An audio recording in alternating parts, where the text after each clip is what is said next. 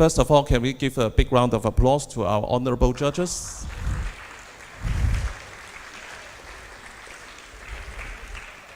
Okay, Team UAE, the floor is yours. Please come up on stage.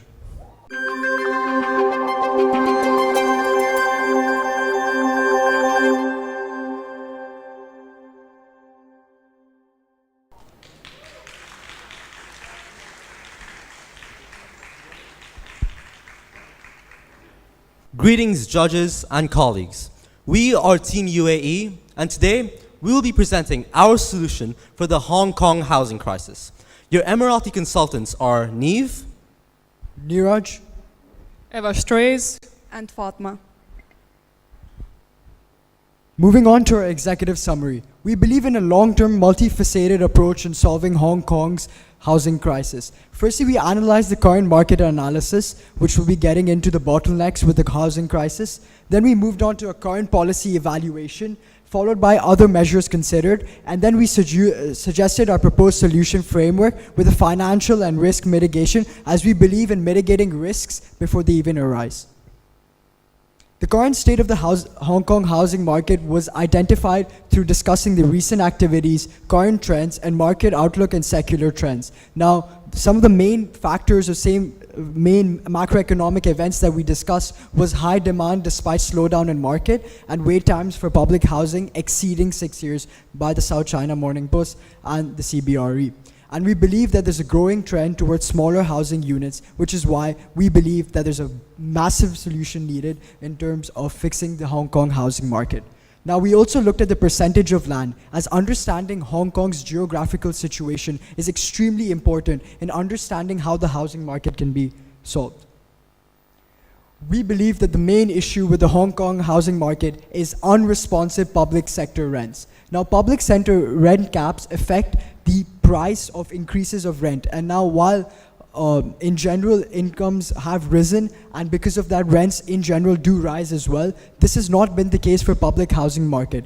And as you can see here, there's a price cap, which means that the quantity supplied is much less than the equilibrium quantity needed in the market. Now, this puts an upward pressure, an increased demand with inelastic supply on the private sector housing, which means that an increase in demand, as you can see, leads to an extravagant rise in prices and not that much increase in quantity supplied.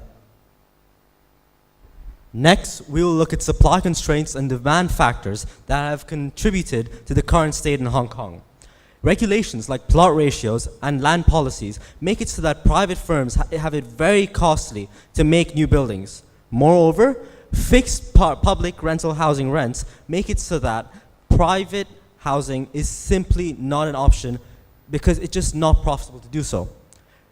In regards to demand factors, Hong Kong's demand for its houses are rising as inward migration increases. Moreover, as mentioned, demand far outstrips supply in the public rental housing market, which has led to what we see today. In the last decade, prices have risen over 200%, with the median income now being 20.7% the average housing price. The average waiting time for public rental housing is also over 6 years now. The Northern Metropolis. It's a planning area that can house 900,000 homes and of use of previously unoccupied land. The Light Public Housing is a scheme to build 30,000 temporary homes to reduce the wait time for permanent public housing. Land Sharing Pilot Scheme is a private-public partnership where land tenders at discount rate of 70 to 30% for public and private. Public flats at 65% market price. Now that we've gone over some of the already proposed projects, we'll be going over countries that experience the same problem and how they dealt with it. First of all, we have Japan that also had a housing crisis back in the 1980s. They solved it by, well, investing to housing. And Singapore, often cited as a similar country to Hong Kong, solved it by establishing a new department that focuses solely on providing affordable housing. Finally, Netherlands is experiencing a similar problem, and they're still dealing with it, but they have been doing as well since they've been subsidizing the construction companies that went bankrupt since COVID-19. And before we begin going over the solutions, here are a few solutions that we didn't choose to accept them because we deemed them infeasible. So, the first one was enforcing a law for minimum houses built. Companies sometimes build less houses than they actually can to artificially raise the prices. We wanted to put a law for minimum houses, however, this may deter companies from investing to Hong Kong, so we rejected the idea. Land reclamation was also an idea, however, the initial costs are higher than they are now, which may actually lead to even higher house prices. Finally, cutting down parks is just against the laws and their morals, so we have put the idea aside. Now we'll move on to our first solution, which is a public-private partnership between the government and private sectors. The main aim of this policy is to improve the land sharing pilot scheme and make it so that the cons are minimized. As you can see here, the process works as lower tender prices and contractors bid. There's private funding and operation, and there's an 80-20 split between public rental housing and private housing. After investment and profits are returned to the firm with a discount rate applied, the ownership is transferred to the public for the public rental houses, while, as shown at the key stakeholder side, the contractors keep 20% of the private homes as their incentive.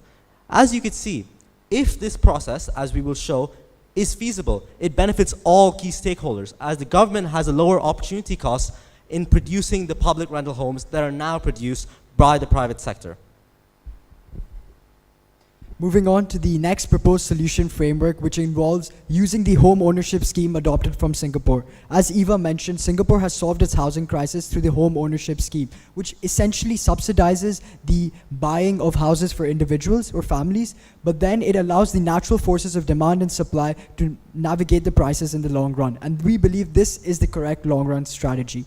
Now, currently, Hong Kong's home ownership discount rate is around 38%. We plan to bring that down to 30%, increase the number of beneficiaries, and utilize savings from additional corporate tax that we'll talk about in the next slides, which will lead to additional tax revenue, which can help the target audience of individuals earning up to 33,000 Hong Kong dollars to be a part of this home ownership scheme. As you can see on the top right, the home ownership schemes offered flats have been minimal in the previous years, and we plan to increase that to 10,114, which will bring a massive advantage to the Hong Kong housing crisis.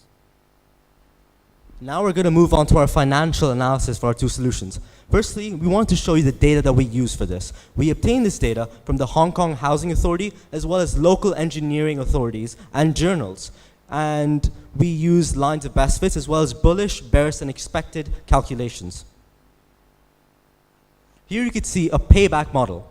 We assume that firms are the most important stakeholder in this process. And the reason for that is that the governments have lower opportunity cost. And so if it is feasible for firms, the governments will certainly be benefited. And lower income households have more homes available to them and lower waiting times. So the most important factor is to ensure the feasibility for private firms. And as you can see, the break-even point is 15.625 years, after which firms will retain control for another 15 years to earn an expected profit that is viable in the real estate industry. We then did an NPV and IRR analysis of the project. And as you can see here, the IRR for this project is 10%, which is well within the bounds of 8 to 12 for projects with a similar risk. Now, firms are incentivized to partake in this project because of the lower risk. There will always be demand for public rental housing, and firms can capitalize on that.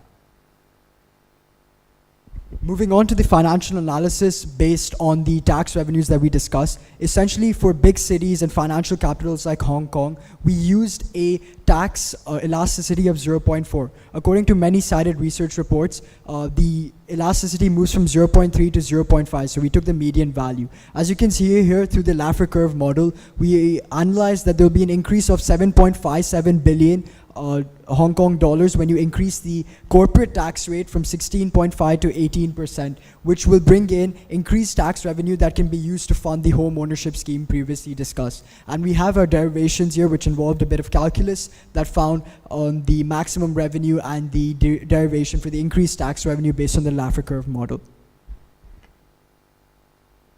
Now we moved on to a risk mitigation using financial analysis. We built a payoff matrix, we built a probability impact matrix which looked at different risks and how we can mitigate them. Essentially, the biggest risk that we feel could defer our plans is a high probability and high impact on financial viability of developers, which we'll discuss its mitigation here. Where, as you can see, here's our matrix, and here are some of the risks and the mitigation kind of strategies that we have. But essentially, for the financial viability of developers, we want to conduct thorough financial and background checks of developers. Finally, the two solutions we have decided in the end is public-private partnerships with private contractors and the increased taxes in various sectors in order to subsidize public housing. Thank you. Just finish? Good. Okay, thank you. And time is just up. So it's come to the Q&A section. Maybe I ask the first question first. If you were the Hong Kong government, would you prefer those capable Hong Kong people to buy a property for own use, regardless of whether it is a private properties or home ownership scheme property? We believe that home ownership is a virtue. However, it's a long shift and it'll take a long time to make that change. Currently, most of Hong Kong 40% of Hong Kong live in public rental housing. And we aim to increase the ownership figure through our home ownership scheme, but it does take time. Singapore, which is often compared to Hong Kong, is not typically a perfect substitute because of the fact that they have so many people owning their homes rather than renting, which is prevalent in Hong Kong. We must also capitalize on Hong Kong's beauty as a cultural center using its many parks, and we cannot use those parks for immediate transformation for public sector homes, which is why we've kept that and used these economic solutions instead through subsidies to maintain both the mental health index that is really important in today's world. Okay, maybe I will ask the second question. Have you considered the stakeholders of the house crisis, and what would be the impact your solution or recommendations brought to these stakeholders? Thank you.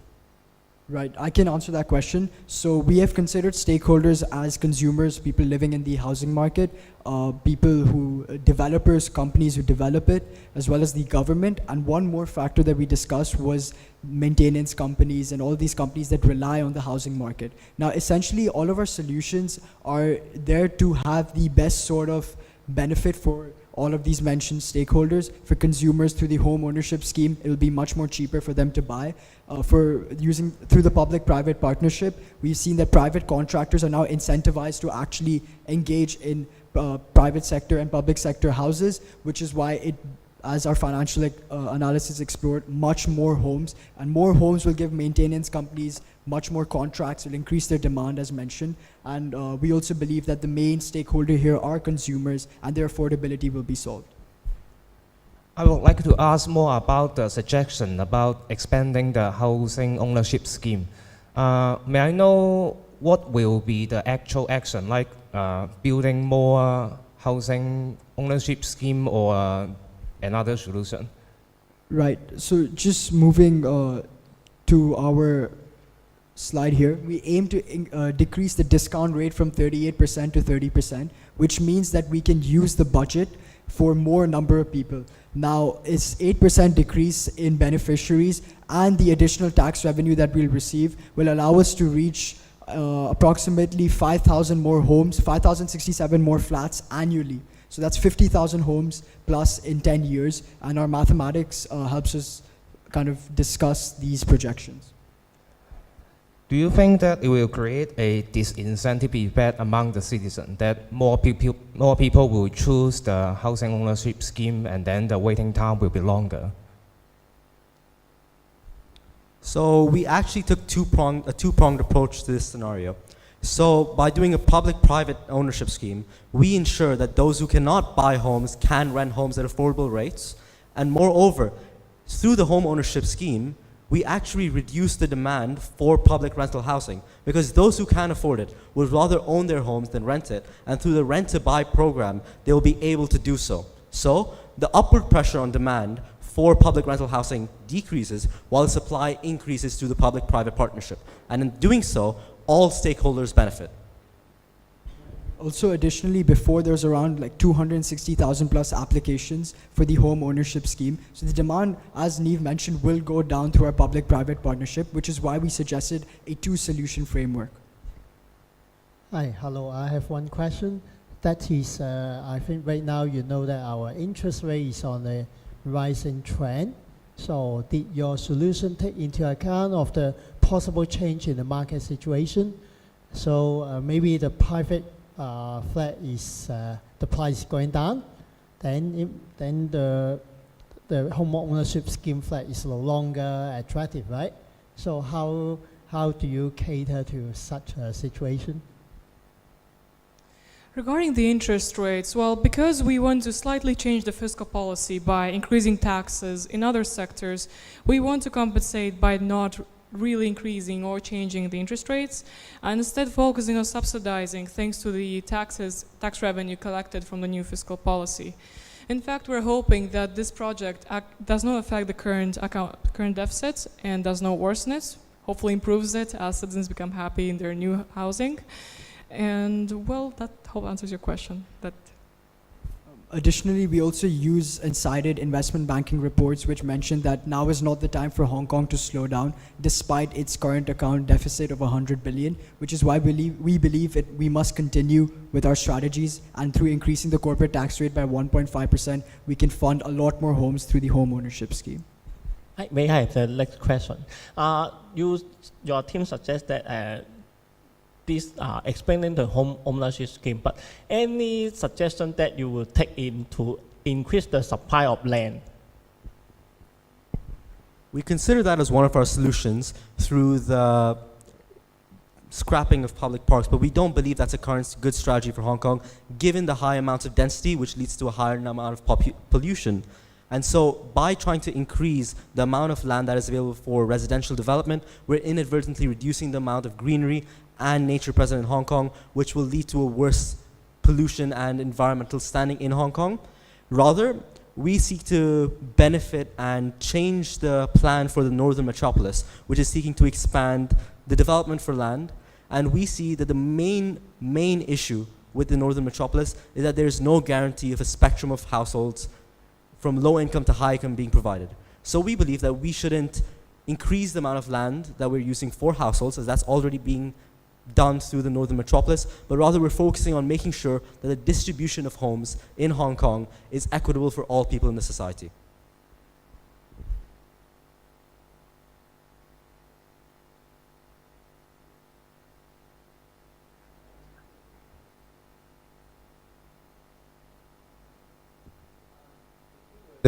If you were the government, would you try to stabilize the property price over the years?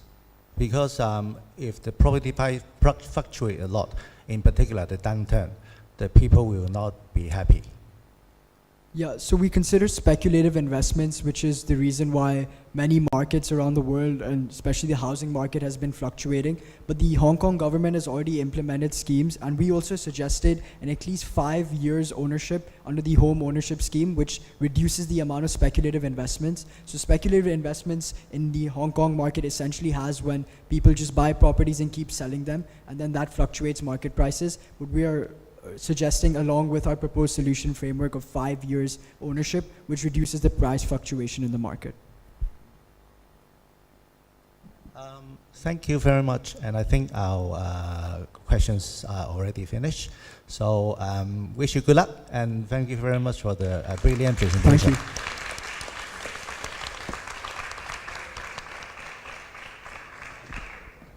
Okay, Team Thailand, the floor is yours.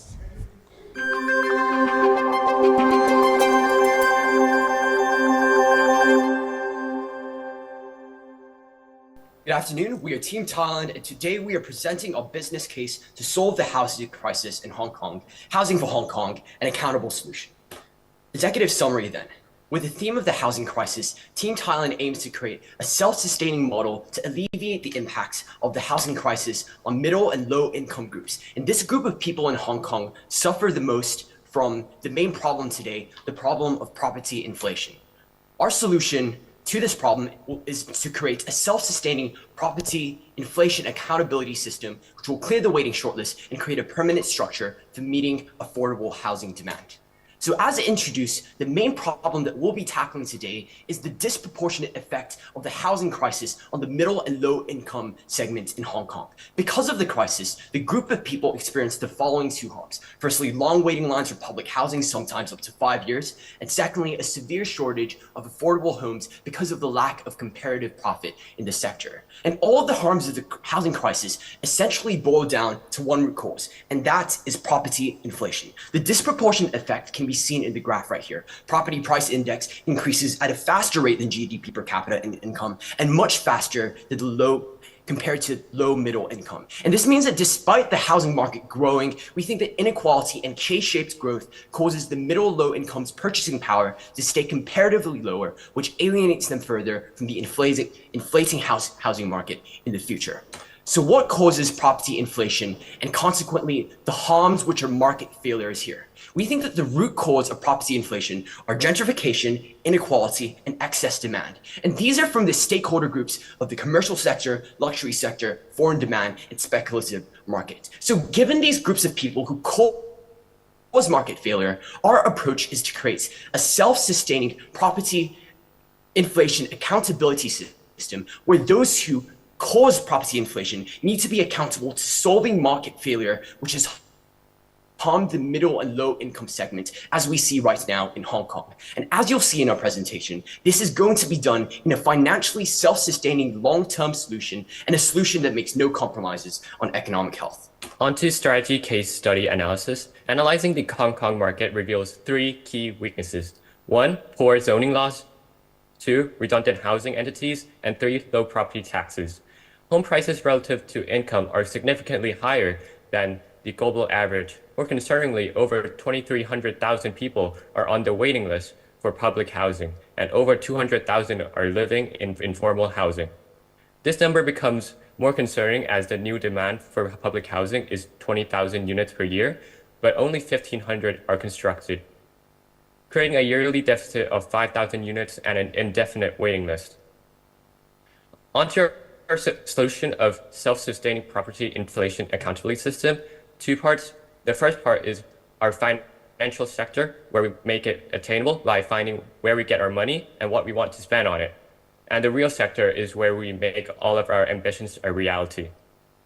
Finally, on mortgage accessibility, our key idea is that mortgage interest directly affects a customer's purchasing power. For example, a mortgage interest increases 1%, purchasing power decreases by 8%.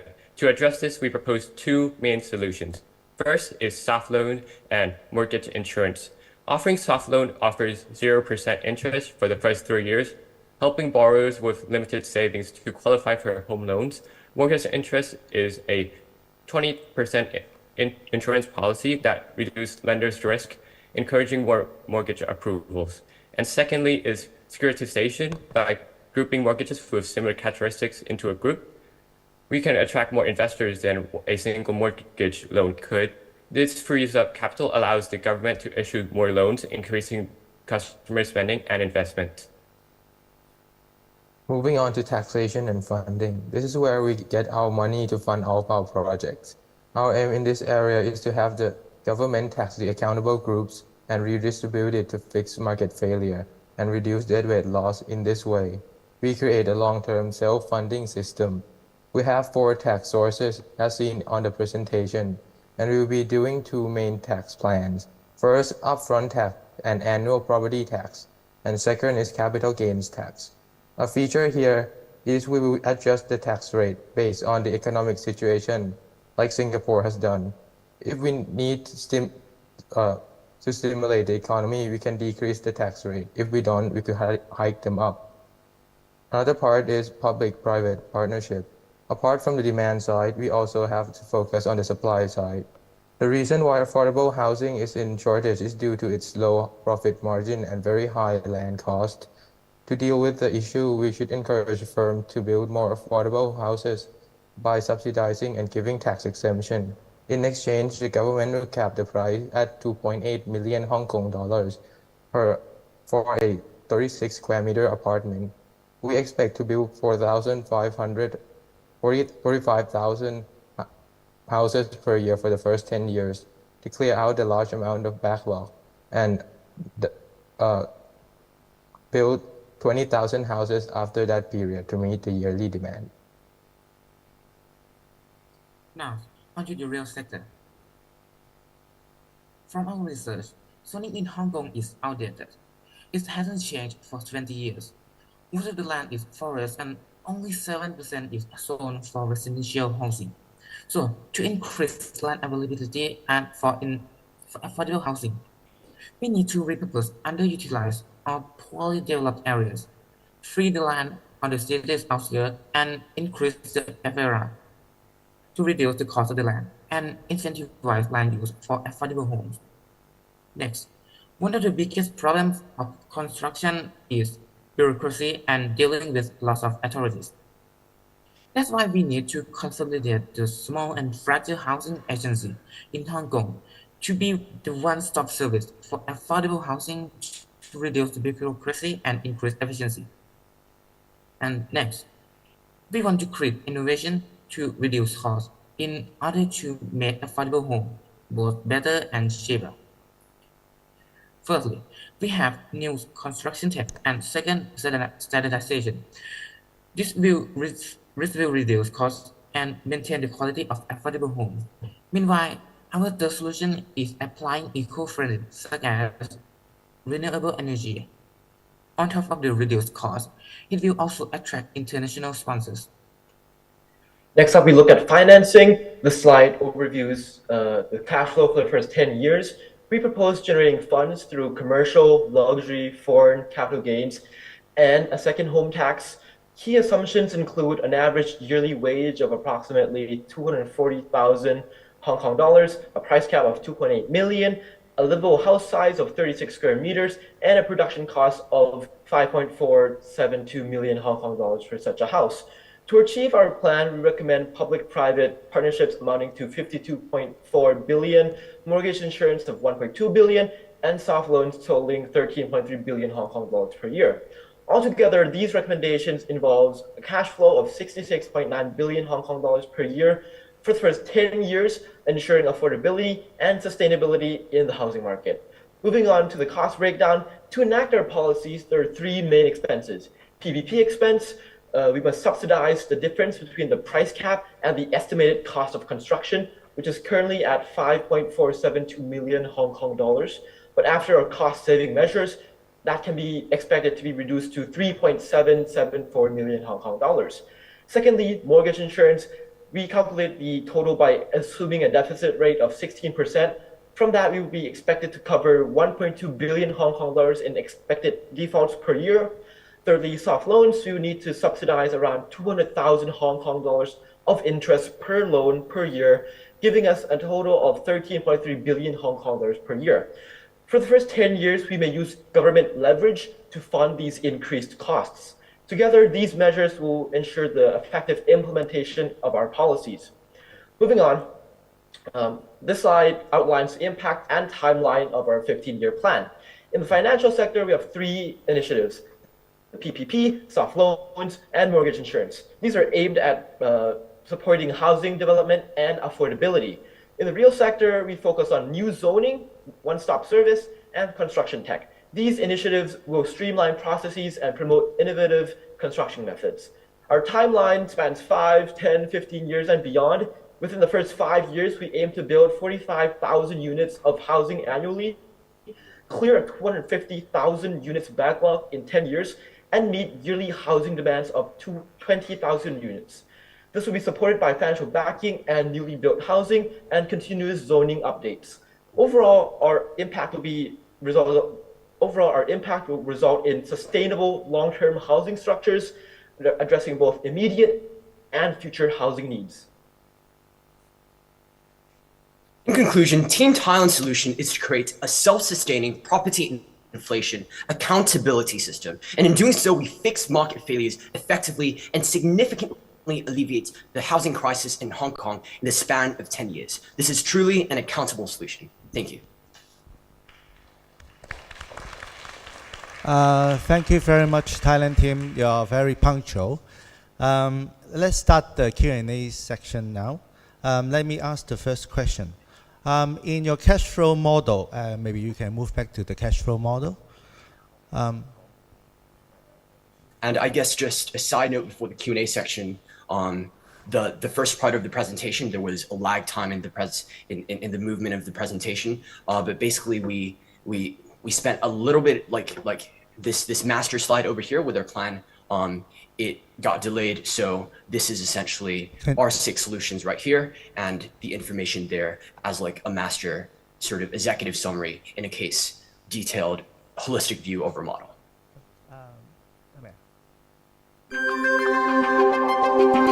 We start our Q&A time. First, can you move back to the slide for the cash flow model? I noticed that you have three solutions. One is private-public partnership. The second is soft loan, and the third one is the mortgage insurance. Regarding the private-public partnerships, I think the government would be in a rather reactive manner, because in order for you to get fundraised by this initiative, the private sector need to be profitable before they can agree to join these initiatives. So are you sure that you can achieve that 78.3% according to your plan? What is the major hurdles for you to achieve this? Right, so that is definitely a topic that needs to be discussed. So here, when in the slide we say the current cost of it to construct a 32 square meter flat or condo or apartment is around 5.472 million Hong Kong dollars. This is taken from the market price, so this already includes the markup for the companies. So in providing these contracts or these partnerships with the private sector, the markup is already provided to them, and how the contract would work would be a bidding system. So certainly we have taken into account the profitability of the private sector, and that is reflected here in the slide with the current cost taken from the current housing prices.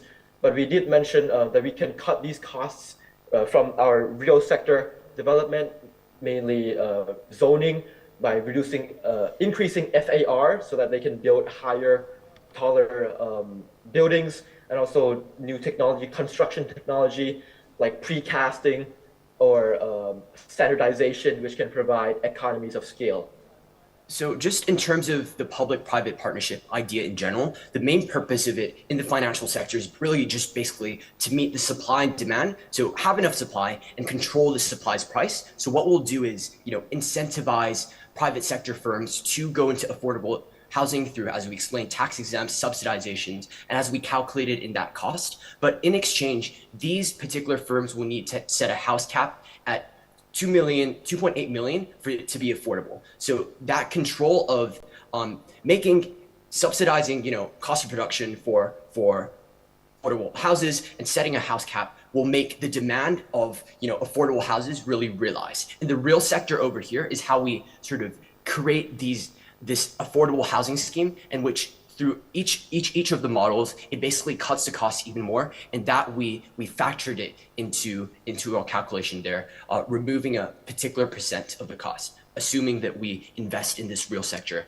and do get the efficiency from city zoning, one-stop service, and new technology. All right, I'll probably take the first question. Maybe Singto, you take the second. Okay, so for taxation, our central model is to, fix, this property inflation. So in terms of the two types of taxes that we're going to impose, upfront tax, annual property tax, and capital gains tax, it's only going to be, the tax is only going to be revolved around buying, basically the real estate sector and what drives up property inflation. So we gave you three things at the start: gentrification in terms of, building luxury buildings or building commercial sectors, or expanding the financial district in Hong Kong, and that resulting in land prices increase all throughout the area. We talked about speculative gains and, the foreign demand from mainland China, and we talked about the inequality that's growing, right? So essentially here, our model is for, people who contribute to property inflation. So these four stakeholders right here that we talked about, we're going to impose upfront tax and annual property tax and capital gains tax specifically in the area of the real estate market, in order to fund this whole thing and in order to solve the market failures. And in terms of maybe if you ask the social consequences of it, we think that yes, like taxation, there will be a little bit of pushback from these individuals, but we think that this policy is crucial to closing the gap of inequality, right? These four particular stakeholders, they've benefited from the government quite a lot. We think that if you look at the graph in the beginning of, property price index versus GDP per capita in the low middle income, it's growing and growing, right? We think that we need to take a bite of the bullet and a trade-off needs to be made. But in the long run, actually, we think that these stakeholders actually benefit due to economic development. We think that this whole scheme is a big fiscal policy. And, in developing this real estate market, which is a leading sector of the economy, we really get this multiplier effect of up to 2.9 times, looking at historically the Thai data. So we think that through that's going to actually benefit these companies even more. But on the point about capital gains tax, we'd just like to clarify that it's not capital gains tax in every single area. It's just going to be the capital gains tax that is, so the capital gains that is made in the real estate market, which drives property prices specifically. Yeah. Right. So the second question about the expanding residential areas to forest areas. First, I would like to clarify in our real sector plan, for city zoning, we have three main aspects, right? Expanding to existing areas, reconstruction, and the third part, which was of your concern, being the forest area. I would like to point out that in our plan, actually, the part on the forest area is quite minor compared to the other parts. Our intention in this, for this strategy, is if you inspect the Hong Kong zoning maps, the areas which are forests, and with reality, there are a lot of areas where these areas zoned for forests are there are actually no forests. So those are the lands that we deem that we are able to develop into residential areas, and it's more of a the thinking is more on updating Hong Kong's zoning map.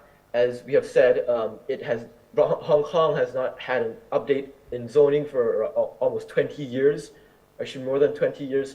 So that's the main thinking behind expanding these areas to the forest zoned areas. Does that answer your question? And maybe to give, yeah, so maybe one quick thing about an illustration for this city zoning and regulation. Aiming is just to create more land for affordable housing. Let's look at FAR in particular. So FAR is floor area ratio. Essentially, we're gonna try to incentivize as much people as possible in order to actually use the land to create property prices, affordable housing. I'm sorry. So FAR, we're gonna maybe times 1.5 or times two to it to make affordable housing able to build 20 floors versus luxury able to build 10 floors, and that's going to incentivize basically. Yeah. My question is that a low property tax rate is about 15%. So any suggestion that you want to do with the tax rate, and then after your suggestion, how can better the situation? Right, so the 15% tax rate is on rental income. So there's no, from what we've researched, there's no annual tax, the assessment of the property. So what we would like to do, with our model of self-sustaining property inflation accountability, we would like to increase taxes on those who are accountable in creating the market failure or creating this property inflation in order to help out those who are most affected by this problem, which are low and middle income people. And we have four main target demographics in which we plan to increase taxes on, which are people who speculate in the market, those who cause gentrification, so luxury housing or some commercial buildings, and these, and in general, just people who are the most accountable. So these are the people we would like to increase the taxes on. And essentially here, after increasing, that tax, upfront tax, annual property tax, and capital gains tax, that's where we go into the self-sustaining part of our accountability system. So this taxation funding increased by over here from those who cause property inflation allows us to spend in all the other 5 areas to solve property inflation and solve the housing crisis. Yeah, I hope that answers your question. Yeah. All right, thank you so much.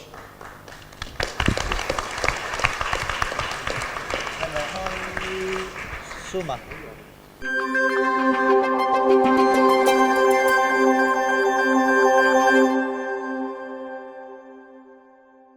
Imagine a single bed encased in metal bars in a space no larger than 1 parking space. Here, your neighbor lies right above you, and 20 others share one filthy toilet. For the 200,000 Hong Kongers who live in cage homes, this is their everyday reality. But no fear, my friends, for Team Singapore is here. We'll be covering the problem accompanied by a stakeholder analysis pertaining to our 3 areas of focus, before answering the key question with our 4 solutions leading to 3 crucial impacts. Let's dive straight into the problem. Hong Kong property prices are the highest in the world, a result of high demand and low supply. Demand from housing arises from both necessity and investment. At the same time, supply is low due to limited land, zoning restrictions, and high vacancy rates. Together, high demand and low supply cause the average home price to be 18 times annual household income. Next challenge, long waiting times for public housing. The graph here shows an increasing trend of waiting times, and last year, the average waiting time for public rental housing was 5.8 years. All this means a significant shortage of affordable housing. But what does it actually mean for our stakeholders? Well, home seekers have a strong interest in affordable quality housing, but are also the most powerless. The other half of the population, homeowners, have no interest in affordable housing. High rents and prices benefit them, and houses constitute the majority of their net worth. The most powerful stakeholder, the government, is interested in making housing affordable, but also has a vested interest in selling land at high prices. As for developers, they're profit-maximizing oligopolists who have little interest in affordable housing and pressure the government to keep property prices high. Currently, policies are grouped under 3 areas, namely targeting land supply, increasing public housing, and financial incentives plus subsidies. Let's start with land housing. First up, we have the land sale program. While it contributes to government revenue, costs incurred from aggressive bidding are passed on to buyers, resulting in higher property prices. This also takes away land that could have been used for PRH or HOS schemes. Next, the Lantau Tomorrow vision aims to increase public housing supply by 200,000 units through land reclamation. However, its extremely high cost has been met with strong opposition. It is currently postponed. Now, let's look at public housing. The PRH scheme provides 850,000 units and serves 2.1 million residents. But placing low-income households together leads to social segregation and can depress nearby property values. The HOS scheme supports 1.5 million residents in home ownership, but the average flat cost of $4 million remains out of reach for low-income households. Lastly, financial incentives and subsidies. The RRS offers tax deductions that offset high rental costs. However, gaining access to these schemes is rather unintuitive, and monitoring legitimate lease agreements can be challenging. Lowered mortgage terms, such as reducing down payment and interest rates, makes home more accessible but lead to higher default rates when individuals buy properties above their needs. To conclude, the government faces a conflict of interest, resulting in policies that are only mildly effective, with certain room for improvement. Next, we examine 3 cities similar to Hong Kong. Singapore for land scarcity, London for high property prices and inequity, and Vancouver for high urban density. Singapore's 3-pronged public housing strategy uses high-density vertical developments, housing grants to ensure inexpensive public flats, and includes green building initiatives with the National Parks Board. Hong Kong can adopt these policies to maximize land use, integrate green spaces, and provide effective solutions. Singapore's next solution involves land reclamation and public-private partnerships. Over 130 square kilometers of land has been successfully reclaimed by Singapore to develop new areas of housing through PPPs. With over 100,000 people in the waiting list for rental homes, we believe that efficiency that the private sector brings is exactly what the Hong Kong housing market needs right now. This way, housing projects can be delivered both on a large scale and fast. Next, the King's Cross development in London exemplifies inclusionary zoning by designating units for lower income groups, integrating them with affordable housing with market rate units, and investing in community infrastructure. However, a key difference we must note is that London has abundant land, while Hong Kong faces a massive scarcity, which can slow down construction and drive up prices. Finally, Vancouver's empty homes tax imposes penalties on vacant properties, incentivizing rental and generating around 115 million Canadian dollars for affordable housing initiatives by the government. However, the marginal effect may set in. Vacant houses in Hong Kong are mostly owned by investors who prioritize the flexibility of selling anytime for speculative returns over contractual rental income, and thus this solution is not recommended for Hong Kong. Next up, we'll bring you through all the possible solutions and their respective pros and cons. Starting off with the short-term ones. Firstly, we identify a market-based approach to lower housing prices. However, this may seem straightforward, but at a time when it's already falling demand in a highly inelastic market, this solution is likely ineffective. Secondly, equity-focused policies, namely increasing tax credits, subsidized loans, and direct subsidies. Whilst these can cause higher budgetary strains, they can serve to complement existing measures to allow homeownership to be more affordable and for select private housing and public housing to be lower costs.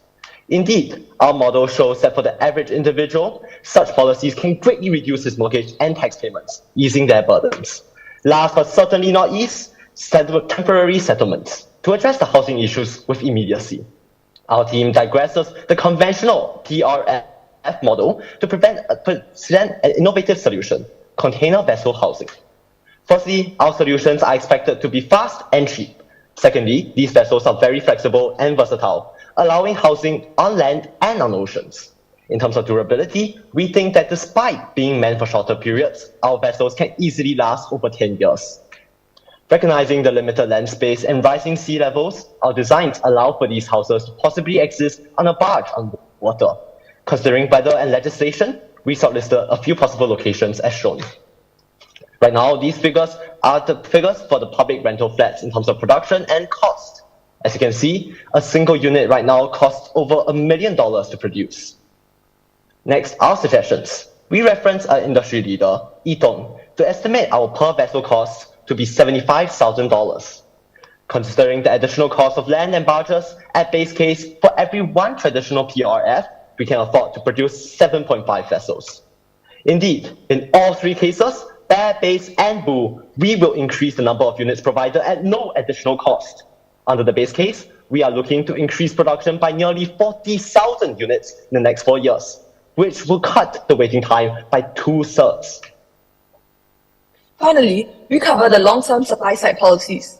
Firstly, land development is achieved through repurposing underutilized land, such as the large amounts of undeveloped government land parcels, as well as abandoned infrastructure that can be converted to housing at relatively low cost. Military land, while large, is deemed unsuitable due to the potential political infeasibility. We believe there is also potential in developing Hong Kong's rural areas and mountainous regions, due to the vast amount of land compared to the city centre. However, to address concerns of inaccessibility, this policy must be supported with projects to enhance transportation links. When developing mountainous areas, hazard assessment and mitigation must also be carried out to reduce landslide risk. Furthermore, with our proposed integration of green spaces addressing environmental needs, legislative change is possible to allow for development in previously protected areas. Based on our calculations, we will see a subsequent 8.67% increase in housing stock. Next, we propose land reclamation to increase land supply. Land used for non-essential purposes, such as golf courses, can be reclaimed by the government and redirected to meet housing needs after the lease expires. Another possible solution is land reclamation from Hong Kong's surrounding waters. However, such a policy is significantly more expensive than developing existing land. Thus, when we acknowledge the importance due to the limits of existing land development, we believe that this is only feasible in the long run if the government is able to reduce its large budget deficit and address possible environmental concerns. Moving on to measures targeted specifically towards public housing. Public-private partnerships in public housing development, expanding on the current pilot scheme, are key to reducing the government's financial burden and increasing quality, efficiency, and innovation. Next, the government should increase public housing height to optimize space while employing construction techniques like 3D printing to reduce construction time and increase cost effectiveness. We also suggest master plan towns featuring residential areas integrated with commercial and recreational facilities, smart technologies, and green space. This ensures efficient land use while improving sustainability and quality of living. Through analyzing historical records, these are the estimated developmental costs for a successful district with proper facilities. This cost will be spread out in the long term, and hence we believe that such an investment is worthwhile given the numerous benefits. Affordable housing is a basic human right. Our integrated plan combines short and long-term solutions to ensure that each and every Hong Konger can afford housing, enjoy high quality of life, and live in a stable society. Thank you very much. Happy to take any questions from the judges.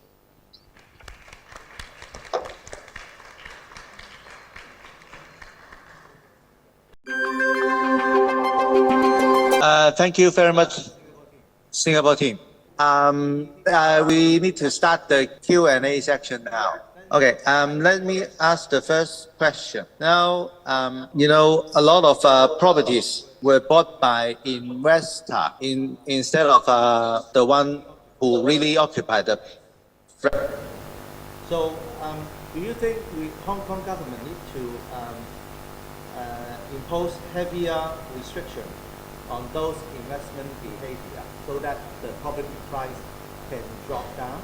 Thank you very much for your question, sir. So regarding this, we actually did a lot of research before deciding on solutions.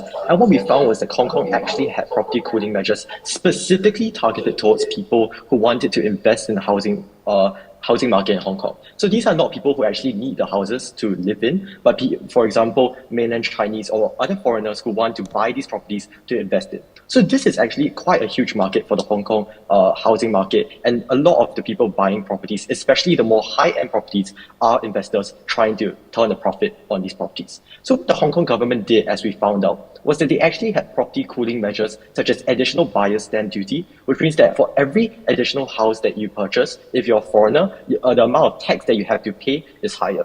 So this solution did prove effective, because what we saw was that housing prices in Hong Kong actually declined this year as compared to previous years. So because the demand for housing subsided due to these property cooling measures, what the Hong Kong government did in March 2024 this year was actually they scrapped these property cooling measures and basically scrapped the tax on buying properties for investment. So we see that, as we explained in the demand slide, what we see is that taxes are a possible solution, but at this status quo, where the demand is not that high, we think that taxes are not needed because the demand for housing in Hong Kong has been on the decline. Your plan is comprehensive and very organized. Hello, sir. To answer your question, as we mentioned earlier, we did delve into the possibility of applying demand-side policies, such as raising our interest rates, as well as the relative charges, fees, etc. Right now, we do not see these as necessary because there's already a declining demand in the market. However, like you mentioned just now, it is definitely prone to change. When we expect there to be a change in the market and the prices really shoot up significantly, we definitely wish to adopt suitable measures. Namely, we will adopt measures like adding on to the additional buyer stamp duty, as well as increasing interest rates for non-eligible buyers. Of course, we recognize the fact that this must be balanced with the equity distribution of housing. Therefore, when we impose these measures, we will use the funding from these measures to provide additional subsidies for families that actually need to buy these houses, such as first-time home buyers, under the public housing schemes.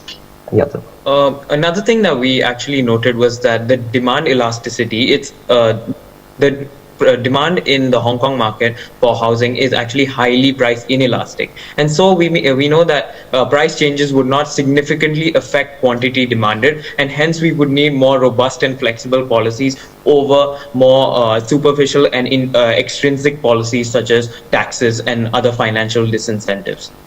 Okay, hello, Singapore team. Yeah, I also appreciate your PowerPoint, very comprehensive, but your tone, your pace a bit fast. Can you explain more about the housing being built on the in the ocean that side, and then can you explain why you think that can improve the situation? Also, do there any successful cases in the world that you can support your idea?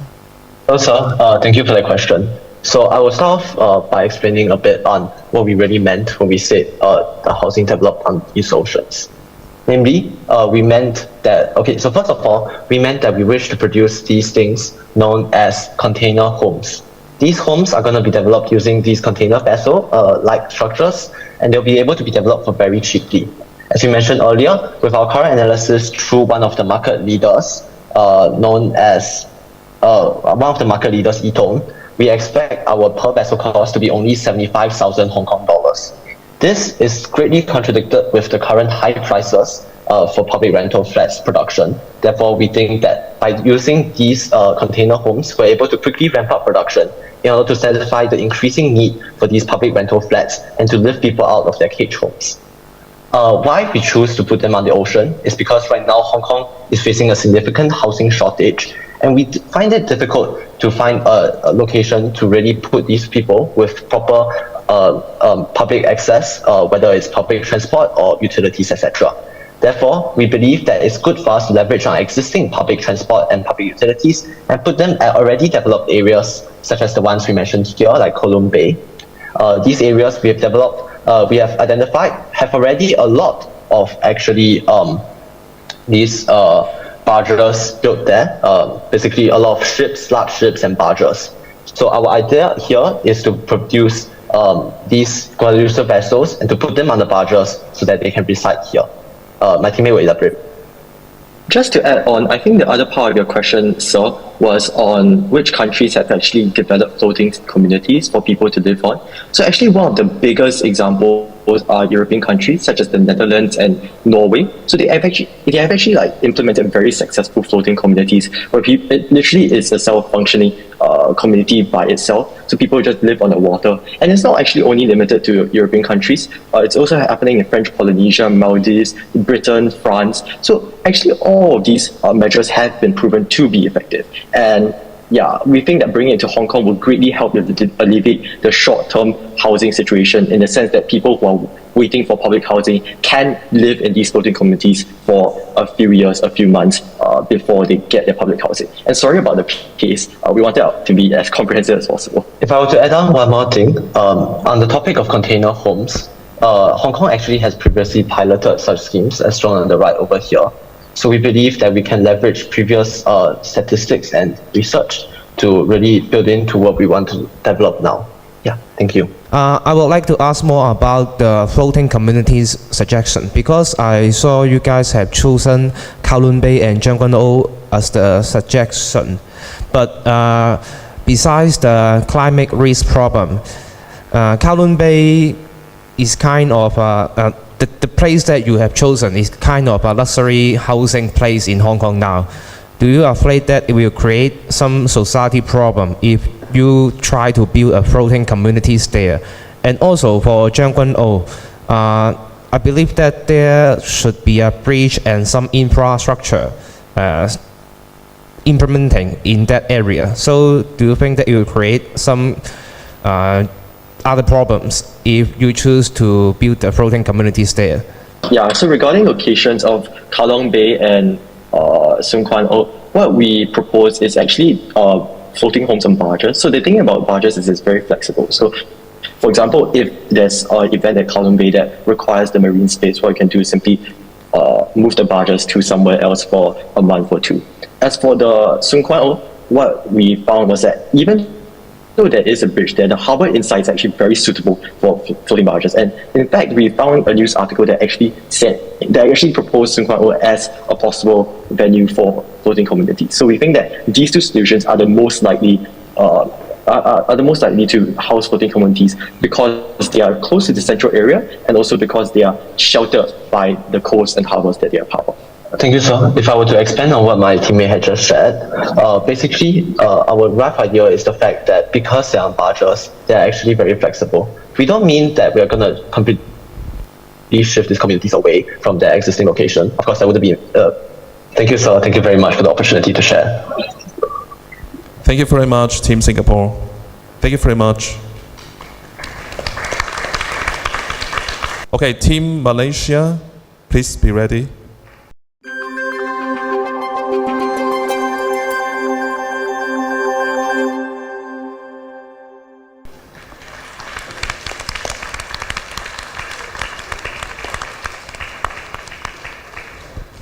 Esteemed government officials of Hong Kong, I'd like to ask you a very simple question. How big is the space you use to park your car? 5 meters? 4 meters? Well, the typical size of a car park in Hong Kong, metropolitan Hong Kong, is 3.5 meters. My teammate Evan, standing at 1.77 meters tall, will take up more than half the length of a usual car park space when lying prone. Can you imagine yourself sitting in this tiny car park? Or can you imagine yourself living your entire life in the space of this tiny car park now that I've given you Evan's dimensions? Unfortunately, this is a stark reality of many Hong Kong citizens today, living through the city's housing crisis, living in subdivided flats, in coffin homes, with their basic human right to shelter eroded to the highest degree. My dear audience, Team Malaysia is proposing a two-pronged policy solution to alleviate the housing crisis and provide the citizens of Hong Kong with the dignity of adequate living conditions. We'll be addressing two main causes that we've identified. First being inefficiency in existing public policy initiatives to address the housing crisis. The second being private sector speculation and investment driving up property prices. And to do this, we are focusing and advocating for institutional reform of the current land auction system, as well as providing economic incentives to stakeholders involved in the housing market to push it in a more equitable direction. We also identified specific major significant risk factors to our proposal, and we will cover how we will intend to mitigate them later in our presentation. For now, I will pass on market analysis to Tosin. Now, onto the market analysis. In the past, the HKSR government has implemented a multitude of initiatives in an attempt to alleviate the housing crisis in Hong Kong. They all aim to address the issues by either increasing the supply of homes or by assisting people in obtaining public housing. However, they all have one thing in common. That is, they are inadequate, they are insufficient to solve our housing crisis. For example, take a look at Landhouse Tomorrow Vision, which comes at too high a cost financially and environmentally, while the other initiatives struggle to meet the housing needs of Hong Kong residents. From excessive waiting times to displacing residents and SMEs, these initiatives are inadequate to solve Hong Kong's housing crisis. Next slide, please. In addition, the housing market in Hong Kong is extremely overpriced. Because all the land in Hong Kong is owned by the government. It is leased out to private contractors and auctioned off to the highest bidders. Therefore, the aggressive bids by private entities, including foreign investors, cause land prices in Hong Kong to skyrocket. In fact, many of the wealthy investors of Hong Kong real estate are actually from mainland China. They account for roughly 31% of transaction value of property in Hong Kong after the removal of stamp duties in 2024. This in turn drives speculation, which causes price increases in property, which leads to the further exacerbation of the housing crisis. Thank you. Although Hong Kong does take pride in having the most free market society in the world and its identity in the market economy, one of the most important stakeholders involved in this economic decision is the Hong Kong people. One notable and unique type of housing takes the form of subdivided units in Hong Kong, where people live in coffin homes worse than the living standards of those who are in prison. As they cannot afford typical housing, they will have to afford these types of subdivided homes which are smaller than a typical Hong Kong parking space. With billionaires flocking here to invest, locals still struggle to afford basic needs and necessities to cover their basic living. This impacts not only their living standards but their social standing as well, with many Hong Kong adults, 61% in fact, having mental health issues due to living in these inadequate housing conditions. Most monetarily of all, affordability is one of the most important factors when considering Hong Kong housing. In other countries, you may be able to work for 3 years and afford a nice suburban house, or maybe even 5 years for a nice larger mansion. In Hong Kong, working for 17 whole years won't get you a castle on the hill, but will only get you an apartment 1/8 the size of the classrooms you were in just now. Next slide, please. And therefore, Team Malaysia proposes an initiative to tackle the pricing caused by overbidding in the auction processes. Using a simultaneous multi-round auction, this ensures that the effect of speculation is removed from the market completely due to all auctions being simultaneous, and information will be perfect in the market. This will encourage efficient allocation of land because all firms bidding in this process will have to efficiently analyze and research their bids before placing them, instead of just placing random bids and driving up housing prices. This requirement for analysis forces equilibrium to lower prices, and therefore this reduction in land acquisition costs will then further reflect in the reduction of rent prices for Hong Kong people. Thank you. To ensure the land of Hong Kong is obtained from the parties that really concerned about the Hong Kong's development rather than their profits, the Hong Kong government should think of to find a land developer that actually implement the ESG. So the land developer who are interested, they will have to submit an ESG commitment proposal to the Hong Kong government, and the developer who has the most comprehensive and realistic proposal will get the land sale. Okay, so as you can see in these graphs, the blue line shows the net balance we expected it to reduce in the next 20 years in Hong Kong. And the red line shows the ESG factors we expected it to increase in the next 20 years. This is because in our policy, we concern ESG more rather than the bidding price. And as the bottom part shows, the estimated revenue Hong Kong dollar in the best case is 1.226 trillion Hong Kong dollars in the next 20 years. So you might think of why we can get so much of revenue although the net balance is reducing. So I'm going to explain it in the next issue.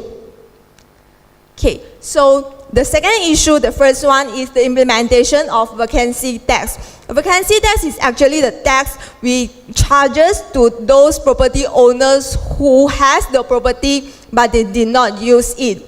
So this tax can help to reduce the vacant properties and also deter the property investors.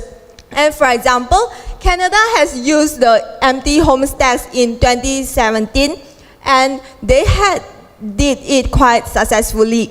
And as shown in the table there, this is the tax that we suggested for the implementation of vacancy tax for the different periods of homes vacant. And the graph here shows that the cumulative vacancy tax revenue predictions in the next 20 years. And the second one is the capital gain tax, means that the tax that we impose when we sell the assets. This tax can help to deter short-term property investors. And for example, New Zealand has used the bright line tax in 2015. And this is also the tax that we suggested according to the different year of purchase. And this is the graph for the cumulative capital gains tax revenue in the next 20 years. So to make sure that the people compliance with the tax, we can also use nudge theory, like using the social norms. We can send them the reminders like 9 out of the 10 citizens have paid their taxes. So most of the citizens will pay their tax to follow the suits. So that's all for me. When an economic policy is implemented, risk will be faced. Therefore, it is imperative to de-risk resistance, especially from investors. In our risk matrix, we have identified that there may be pushback from both investors and property owners over bottom line concerns. To mitigate such risk and maintain Hong Kong's reputation as a financial hub, we have built in our implementation strategy to engage with the public over concerns and feedback, publish the auction bids in a transparent system, perform on-site inspections yearly to ensure that land developers who have been awarded the land leases have meet their ESG requirements, and more importantly, to have a pilot program in place before national implementation. We must emphasize to the public that despite these regulatory policy mechanisms, this is a compromise that the Hong Kong government must do to protect the well-being of its citizens. Real estate should be prioritized and utilized for meeting the city's residential needs. So in conclude, our policy initiative is a two-pole thing. So our two actions, an innovation revamp over our auction system and fiscal policy mechanisms, are feasible as they involve modifying incentive structures and are therefore much more cheaper and easier to implement as opposed to expensive supply-side policy. To summarize, our policy will lower housing costs. Time is up. It's already 10 minutes, so I have to stop you. Let me ask the first question. I'm a bit unclear about the auction system. How does it different from the current auction system that that this new auction system will be beneficial to the Hong Kong people? Okay, I can explain this. So this particular type of auction is called a simultaneous multi-round auction and is derived from economics in auction theory.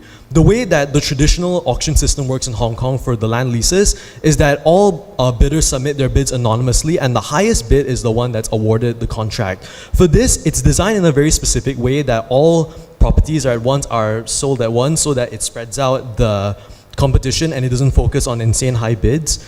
And these rounds, and in summary, it's supposed to, the whole objective of this thing is to make the bidding increments less. So ultimately, our concern is that with high bids, that will reflect in highly costly construction costs, which will be borne onto the consumer. So this system, by implementing these specific rules, will control it and keep it at a very efficient rate and that reflects the true market value. Okay, maybe I will ask the second question. First, I have to admit this is really a bold and innovative proposal. But my question's about the feasibility, especially when it comes to the ESG commitment proposal you mentioned.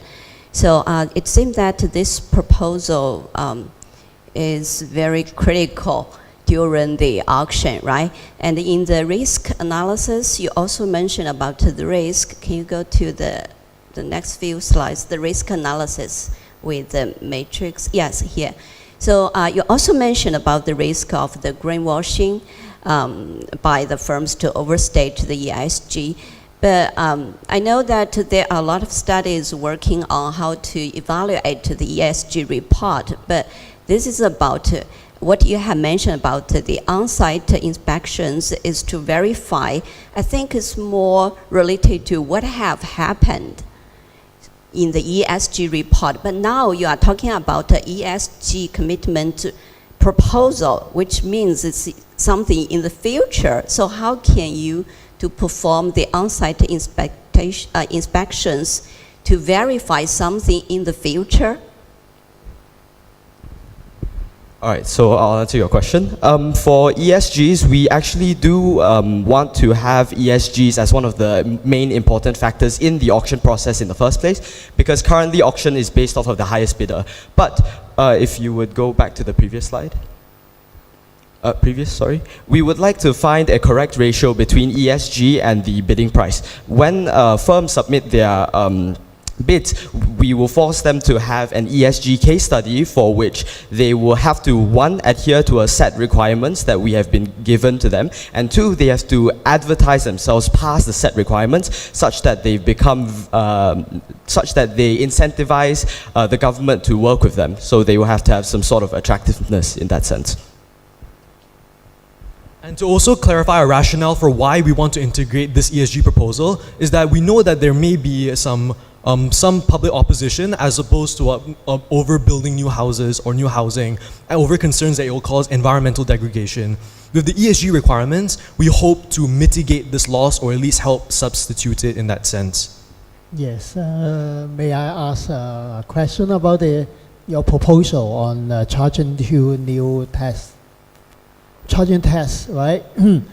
The vacancy tax as well as the capital gain tax. I am a bit worried that if you charge a new tax, the investor will not come to invest and will further reduce the supply of private flats.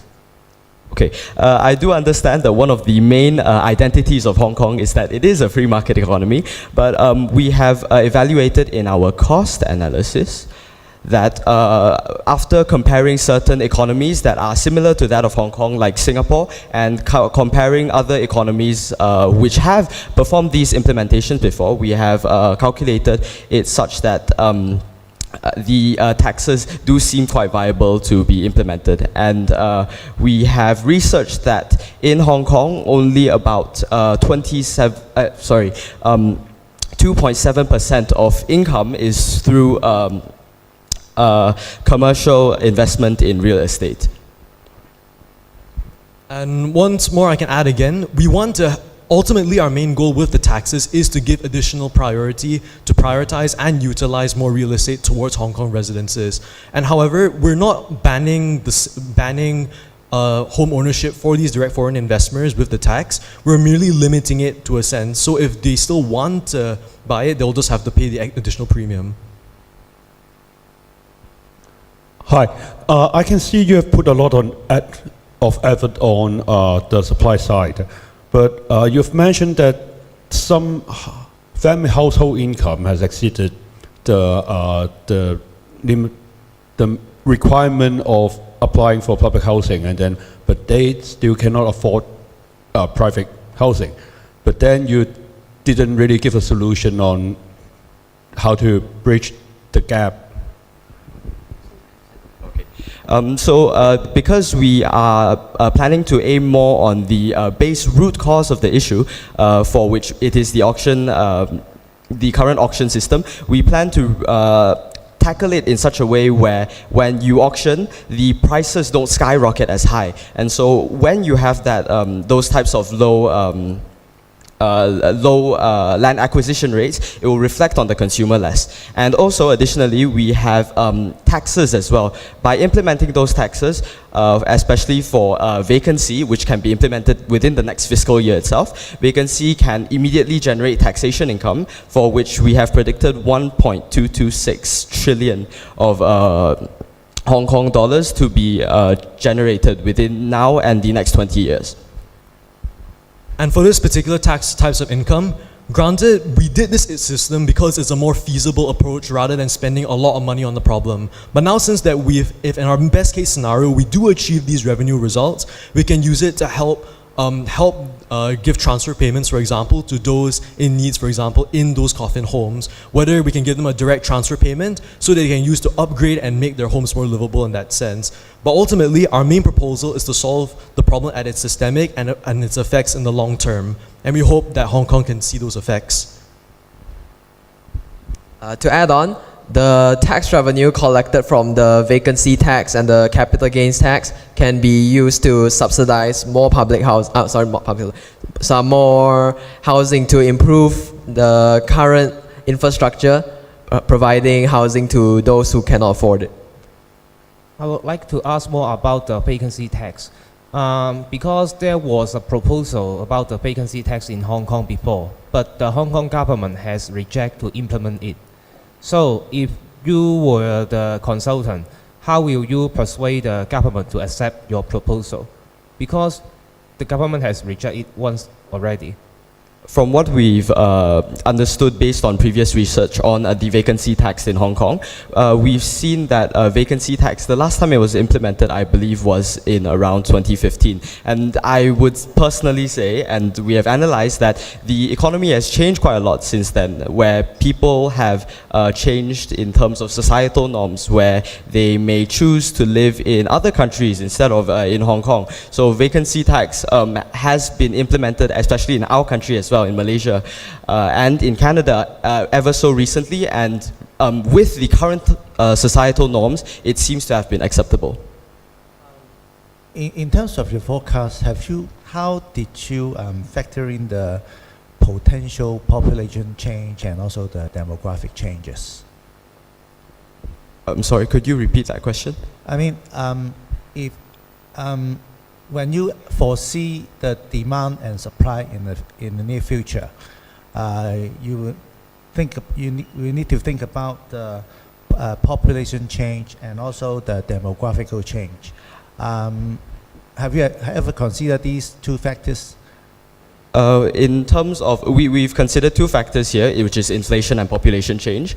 With population change, we have looked at the Hong Kong Census and Statistics Department, and we have found out that within the next 20 years, the department has predicted a negative 0.5% decrease in population and a 2.5% increase in inflation. So we have added those values, and then we have calculated the real value down there. Thank you. I'm type this up. Thank you very much for your effort and the presentation. Thank you. Good luck.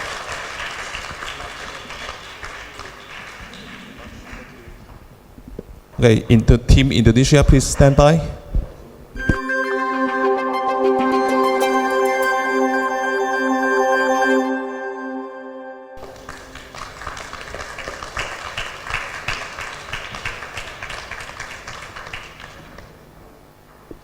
Resolving housing crisis in Hong Kong.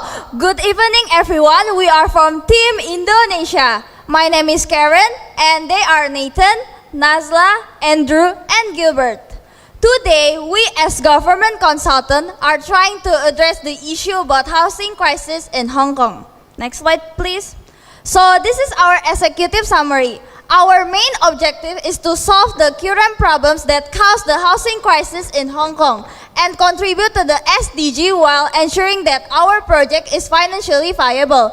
But the key question is, how can Hong Kong government develop and implement a comprehensive policy by 2049 to raise the overall being of their citizens and also resolve the persisting housing crisis that has been plaguing the country? Okay, first, let's talk about the problem.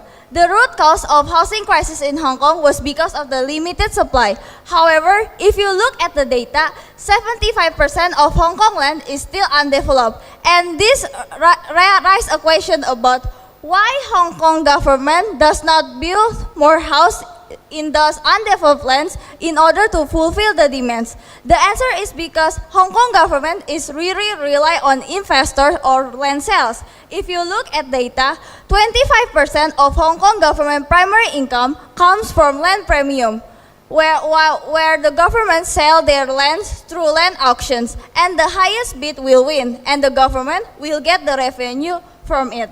So this means that Hong Kong government is actually face a trade-off between increasing revenue from land sales or increasing their citizen well-being by building a home in their undeveloped land. So when we talk about the housing crisis happening in Hong Kong, we will have to talk about the residential gap that has been happening over the past few while. Now, we can see it from the demand side and the supply side. First of all, the demand in housing in Hong Kong has been rising due to the investors and billionaires that come from mainly the high proportion income of the population. And the real estate itself has been solely seen as an investment opportunity, as it is seen as a high risk and high return investment tool. And moreover, a more excessively accessible loan only worsens the problem as it amplifies demand and raises price even more. And meanwhile, on the supply side, there is a lack of progress in increasing the supply of subsidized housing within the average Hong Konger to be able to afford, since they depend mostly on them. Moreover, the stagnating real income from the middle class of an average Hong Konger, this means that with the increasing house prices, more and more people are unable to afford mortgages, and they get rejected by conventional banks simply because they are unable to afford them. Next slide, please. We can further analyze the housing bubble in Hong Kong through the price dynamics curve, because again, we mentioned earlier that the increase in demand is because of the investors that invest further into the real estate market, and this increase in price will amplify their confidence to more and more invest their funds into the real estate market and raises price even more. And this increased investor demand, this means that the property developers, they targeted their housing projects more towards this group of people. This means that little capital is allocated towards the group where the average Hong Konger is able to afford. So we as a government, we need to settle for a solution that not only resolves the housing crisis occurring in Hong Kong, but at the same time maintaining its profitability and sustainability for the economy for the long run, so that that the government do not have to deviate to other opportunity benefits, such as simply auctioning the land off to private entities. To address the conquering housing problem, Hong Kong's government has already had some plans. The first one is by reclamation. However, this faces many contrasts. The first one is due to its high cost to the government's budget, and then the second one is because it raises questions about the concerns towards the sustainability towards the environment. Is it sustainable because it could damage the marine life? And then the second one is transitional housing. This is not quite quality for the long term, because people could only live there for 2 until 3 years, and then after that they have to move out and find their own house. If they still cannot afford their own houses, they would again, this creates a new cycle where people would again live in the cage house. Next slide. And therefore, we suggest this development plan towards the government in Kutong, where this would not only consist of residential areas, but also tourist destination and public services. We could elaborate more on why we choose Kutong as the area on the appendix later. And from this project, this could benefit all the parties. The first one is for the government. This could generate the tourist destination could generate additional revenue for the government, and from this revenue, the government could subsidize the flats there. And from this could maintain competitive housing prices, while on top of all of that, it could fulfill housing demands for those in needs in affordable prices. Next slide. Okay. And why we include tourism in our development plan? Because tourism could generate revenue for more than $1 billion to government's revenue annually. And besides, this tourist destination would also stimulate local business, and then this local business would create more job vacancies, which would in turn increasing people's income in Kutong, and all of this would foster economic growth in Kutong itself and in Hong Kong as a whole.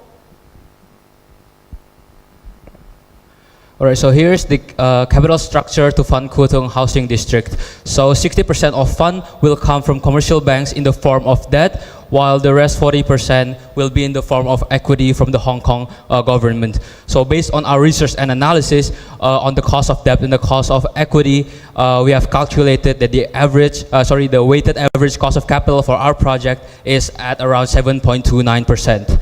Next slide, please. And this is the cost revenue analysis of our project. We can see that the operating cost initially rises substantially before it finally stabilizes and start to grow at a more steady rate. For the revenue projection, it follows a similar trend where it rises substantially until it reaches its full occupancy, and then it will grow steadily afterwards. And keep in mind that every financial projection on our project are adjusted to Hong Kong inflation of 2.5% annually. Our initial investment will be 37 billion Hong Kong dollars. Most of it will go to construction, and again, this will be funded through the capital structure we stated earlier.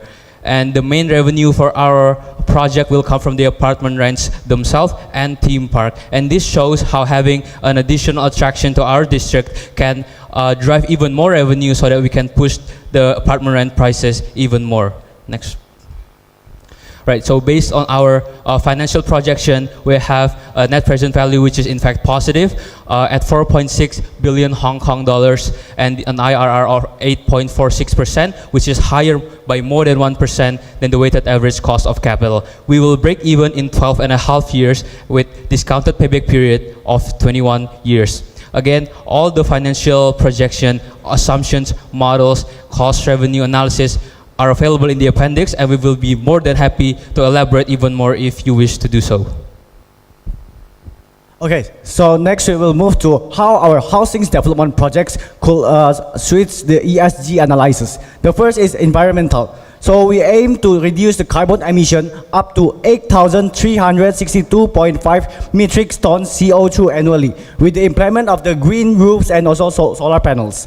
For the society itself, we will aim to improve quality of life, community development, and also social inclusion to lower to middle income publics. And for our analysis, this construction could facilitate more than 10% in initial and up to 30 to 40% of publics to move from the coffin house. Next, for the governments, it could enhance the government reputations, property values, and also attraction of eco-conscious stakeholders. Next. Then there are some challenges that could impact of our project itself, and we have the plans to mitigate it.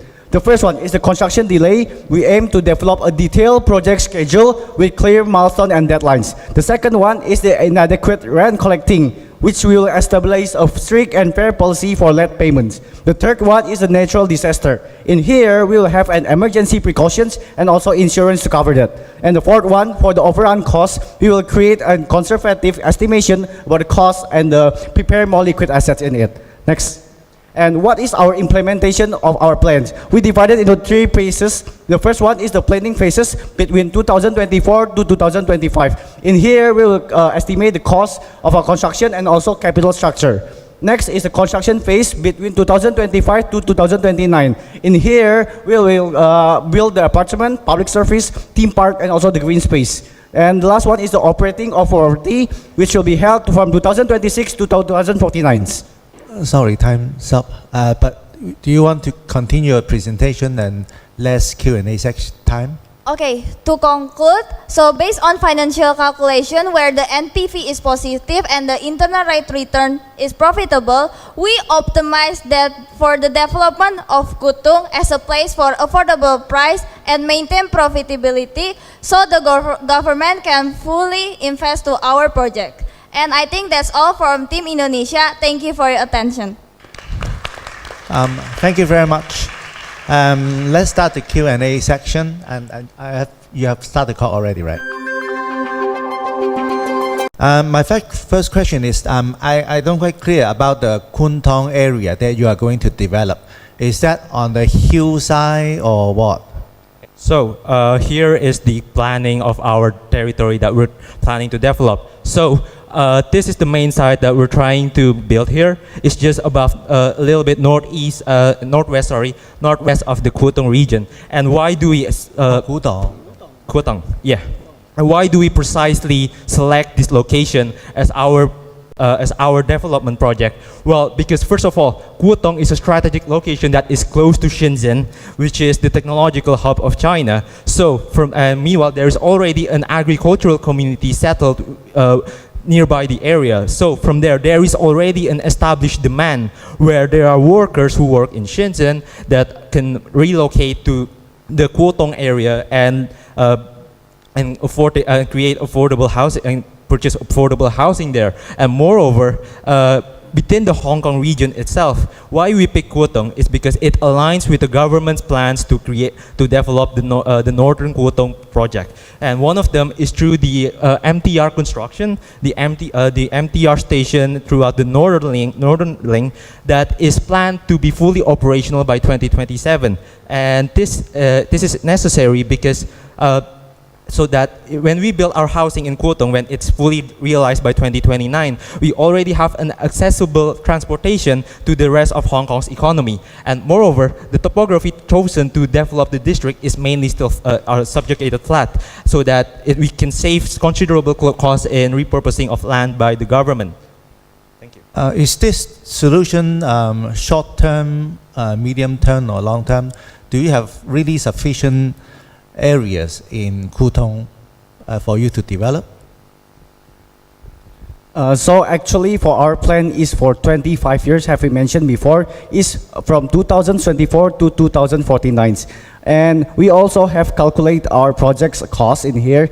So our cost functions, we are gonna have the construction first in the 2024 to 2026 as our land improvement cost and also the construction cost itself. And these projects will continue to 2049, which in here we will conclude a positive NPV at the end. And this project is also aimed to coverage about 70,000 of the public's community that live in coffin house to move to these apartments. Is the land flat, or the area you're going to develop also cover the hills, or I mean, is the construction really take a lot of effort and time and cost? So actually for all the cost of constructions is only take about 30 billions, and this cost function is not really big because we have calculated the payback periods for 13 years, and these payback periods also have an ERR or 8%, which is higher than WACC's, and these projects also could have a faster discounted payback periods more than like usual projects, rather than like subsidies by the government, which is not only not solving the solution right now, but is worsening because there is more people living in the coffin house and not afford the flats. So we could see, like we have mentioned a few alternatives before, like transitional housings and also reclamations, but it's unfeasible, as we say, because this has high initial investments, and also for the transitional housings, it's only for short periods. So we have a long-term analysis. Thank you. Thank you for your recommendation, but I believe that you may know that Kutong project is quite controversial in Hong Kong since 2005, I think, because the government has tried to develop Kutong North since 2005, but the project has been delayed until now. There are few major difficulties that the government are encountering, like the local people living in Kutong, and also the biological diversity problem, and also the transportation problem. So what's your solution of the above difficulties? Like the first one, the local. There are many protests of the local that they try to stay there and do not willing to move out. So what if it caused the project to be delayed and then the cost will be increased? Okay, so to address the problems in Kutong in the first place, first of all, the fact that the space that we're trying to develop our land, when first of all we've made sure that it is not owned by anyone but the government for us to develop, is that first of all the land is still for now is undeveloped. It is a subjugated flat, so that we can fully utilize it to increase the prosperity of Hong Kong people as a whole. And moreover, we understand that there are many controversies and many implications that may happen throughout Kutong's project, and how it has been historically been a failure and it's been delayed a lot. So this is why we've been thinking about the project in the long term by creating facilities, creating a theme park as a form to create a sustainable economy, so that the project can fully be realized and profitable in the long run, not only for the Hong Kong people as a whole, but also for the local Kutong people. Because one of our plans here is to create a theme park, and one of our advantages is because we are aiming to stimulate the local business within the Kutong region, and for us to create new job vacancies and increase the people's income. So from what we're trying to achieve here is we aim to create a region where Kutong can be a powerhouse within the new territories region of Hong Kong. Yeah, a question for you. The government has already announced that they will have this project. There is the Northern Metropolitan Area. So your team just suggests the same thing as the government. So anything on top of the government suggestion that your team can be given to us? So, as we become consultants of the government, what we're trying to do here is we can mature the plan that the government has settled. Our role here is to support the government's plans to improve the Kutong's area.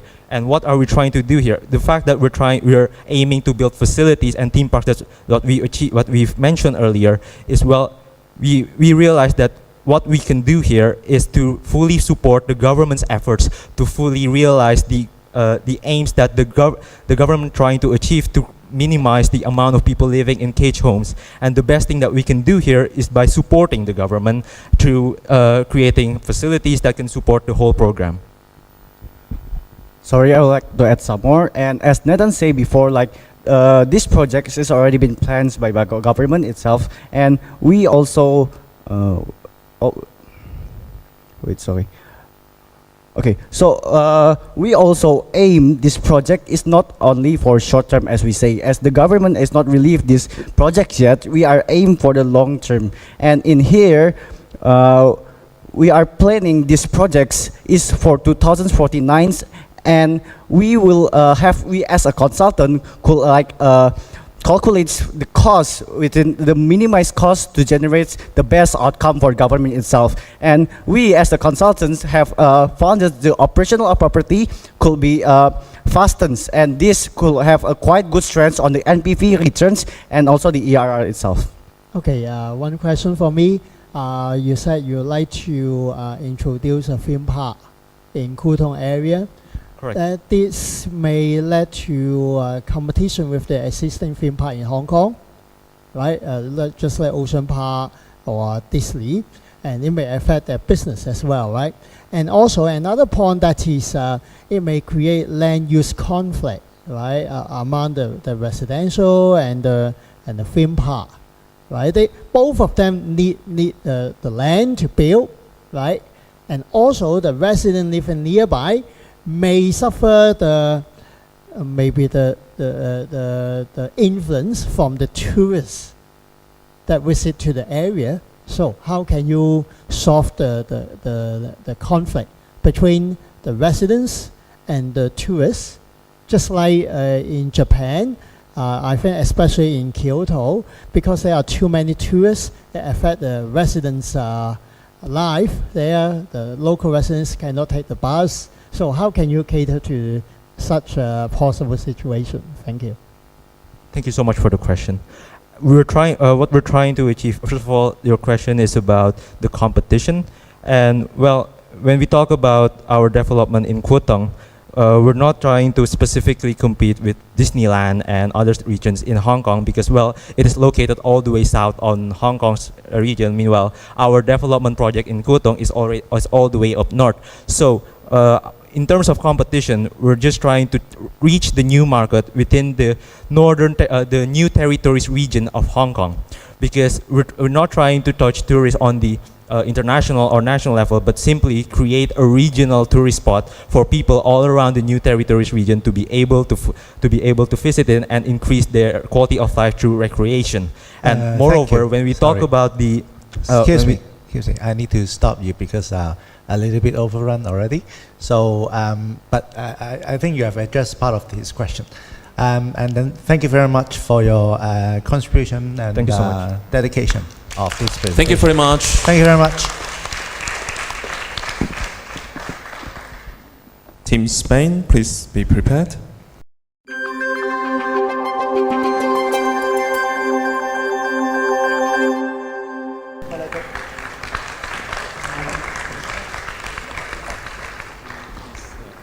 One of the most important problems in Hong Kong is the price of buying a house.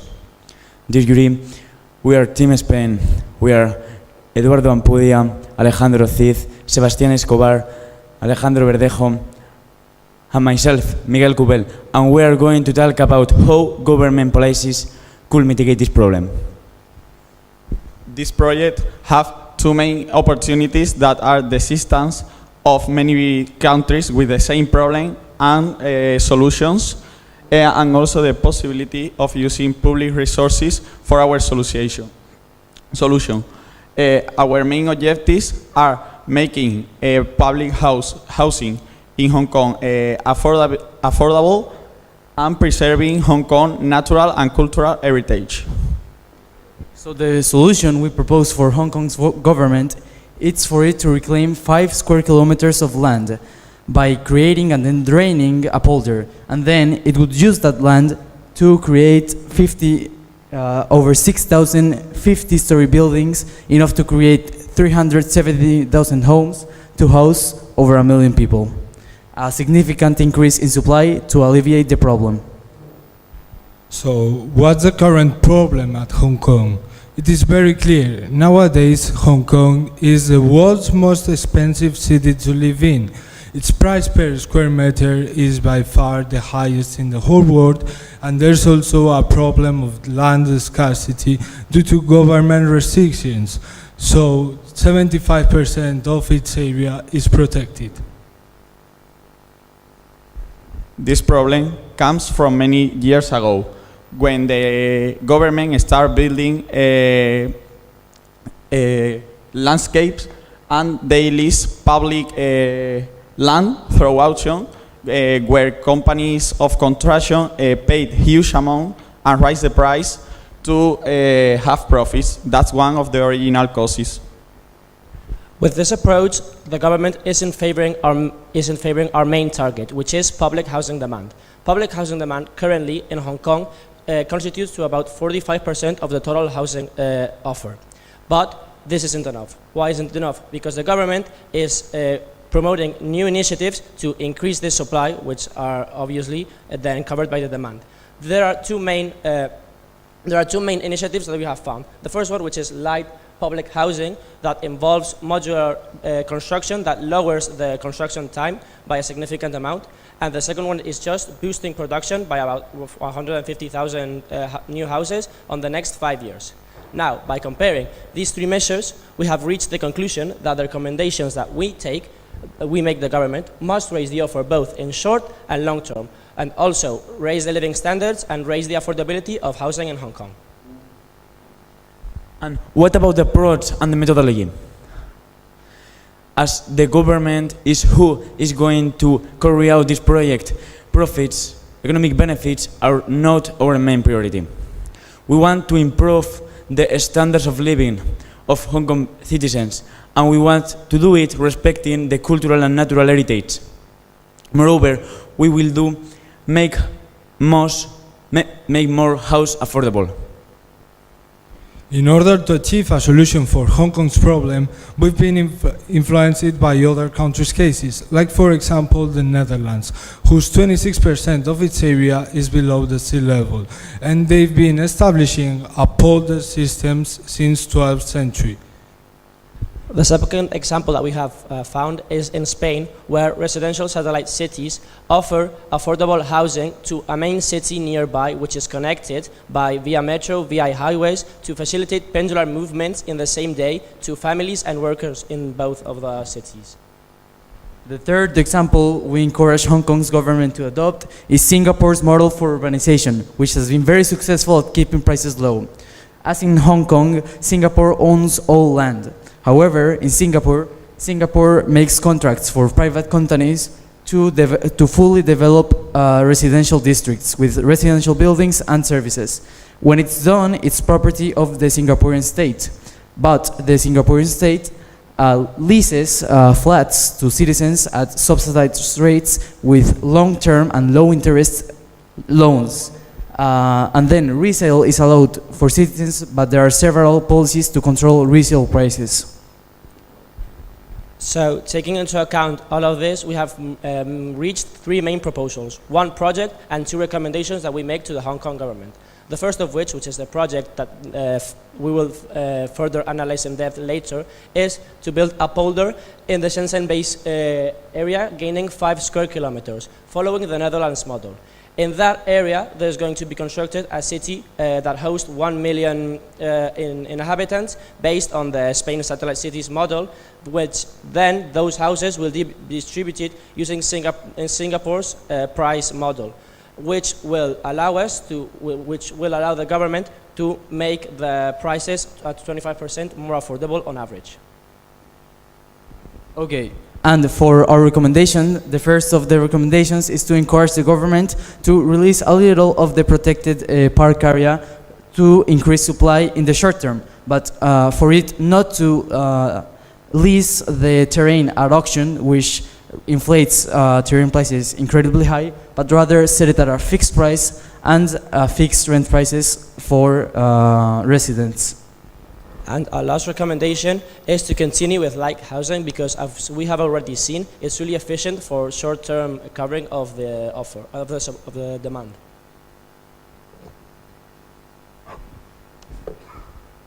We have considered some of the results of that proposal. First of all, the polder can improve quality standard and increasing supply on the long term, so it's the one with most advantages. The second one, it has a bigger impact on the environment, so it's less effective. And in third place, the continued light housing can alleviate the short-term demand, solving the problem in a short period. This is Shenzhen Bay. This is the area we have chosen to do the project. This is feasible technically because it has only 1.5 meters of depth. And it's a huge area where 1 million of people could live, and the government could take advantage about economies of scale. Moreover, it's 40 minutes to the center of Hong Kong by car, and we will advise to the government to build some highways and to connect Shenzhen Bay with the closest metro station. Furthermore, it offers a great opportunity to connect Shenzhen and Hong Kong via metro, and also, if necessary, it can be extended in order to increase supply of housing, like in other different projects of polders in different areas in Hong Kong. As a result of that, here we have the spatial distribution of Shenzhen Bay City, divided in roads and paths, buildings, car park, and green areas. Also, the government will provide 1 million of inhabitants, public services and infrastructure. Now it's time to quantify this project, so the total initial investment that the government should approve is 43 million US dollar, which can be completely funded by Hong Kong reserve, fiscal reserve, which are substantial. So the 70%, I must highlight that it will be for residential buildings, and the rest one should be for public service like schools or parking, and also for green areas. Going beyond in our quantitative analysis, there are expected operating costs per year of 516 million US dollars. Nevertheless, the total annual revenue expected is around 4.74 billion US dollars. And our break-even point, which is actually a payback, tells us that on average by 2040, the government will have recovered its initial investment, leaving a profit each year on the government's funds. And what about implementation on risks? Firstly, climate change risks like floods because of the increasing in sea level. But we mitigate that by designing efficient and effective water pumping systems like the ones in Venice and the Netherlands. Secondly, the lack of security in the new area, because the new higher poverty. But as we have already told, our project includes public services like police departments. Thirdly, the lies on building construction phase, because it's a complex project. But there's a possibility that 1/3 of the total housing is built by modular buildings to shorten the construction phase times and mitigate also this problem once again. So let's talk about the timeline of implementation. This project can start as soon as 2025, and the first step is to build the dike and to start draining the polder. By 2030, the polder can be drained and construction can start. By 2035, there should be enough housing for 500,000 people with its respected services. Then by 2040, 1 million people will be able to access affordable housing thanks to subsidized rights, and by 2047, the one country, two systems model is expected to finish, so everything will be a bit uncertain. Thank you for your attention. We are expecting your questions, and we've provided also an appendix and a bibliography in the following slides. Okay, thank you very much. Now we shall move to the Q&A section at 10 minutes. I start the question first again. Can you move back to the recommendation page? Yes, I'm wondering whether the numbers 5 km square is a correct number. Which one? Well, Five square kilometers. That one. Yes. Yeah. So the area of the dike, like the polder, we have calculated it, and with a program, it's 5 square kilometers. With the possibility, if it's later needed, to add up to like another 15 square kilometers to cover a future supply if it continues rising at this pace. Well, but it comprises a very small area of Hong Kong, and for the entire Hong Kong, there are 7 or 8 million people resides here. So with just a small area, you can accommodate 1 million people. Am I correct? Yeah, so what we took into account was, since it's a new city, we looked at some other projects from some other countries, and the one that was more interesting was the line from Saudi Arabia, which the population density is 270,000 per square kilometer, and we more or less did it the same, but with the accounting that most of the workers won't work there, so we have to make the metro line and the highways that are also added into the cost, but that's the population density that we took into account. So that will be a very dense. It will be very dense, yeah. Okay. And my second question is about utilization of reserves and the initial investment. Yeah. Well, we have a total investment, initial investment of 42 billion. And then funded by the Hong Kong Reserve, 94 billion. It's almost 40%, more than 40% of the reserves in Hong Kong. Would it be too aggressive? Yeah, it can be, but these are the fiscal reserve. Hong Kong also have foreign reserve and other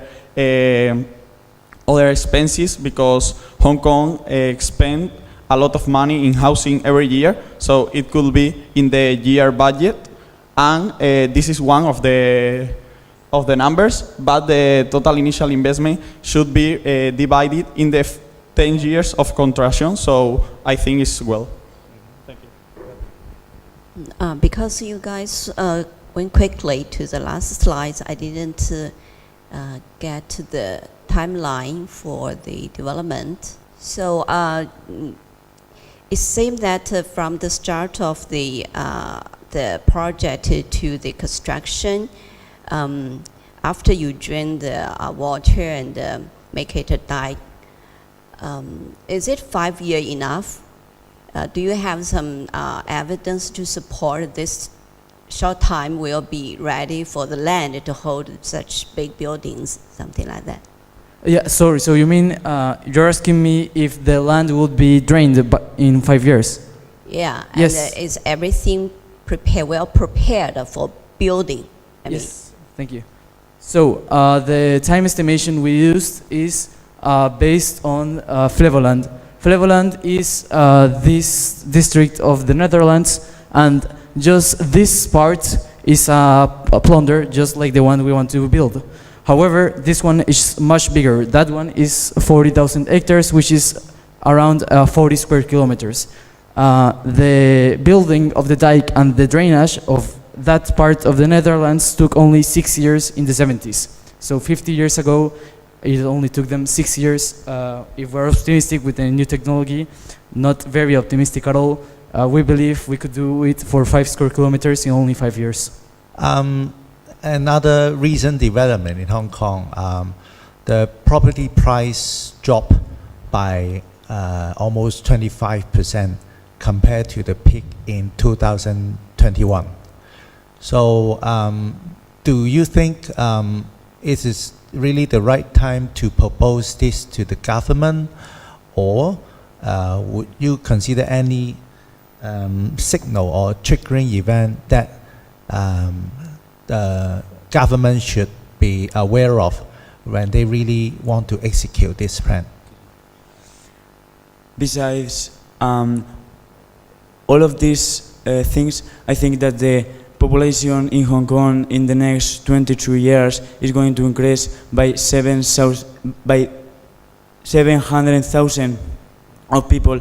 So if the current Hong Kong citizens are living in apartment of 14 meters, I think that if the population grows, we can do this project without any problem. Yeah, that's what he was saying. We are prioritizing the population of Hong Kong instead of the economics of the real estate and the Hong Kong government. Regarding to the size of your polder, I have a few information that would like to be given. Your polder is designated to build near Yuen Long, right? Yuen Long, there.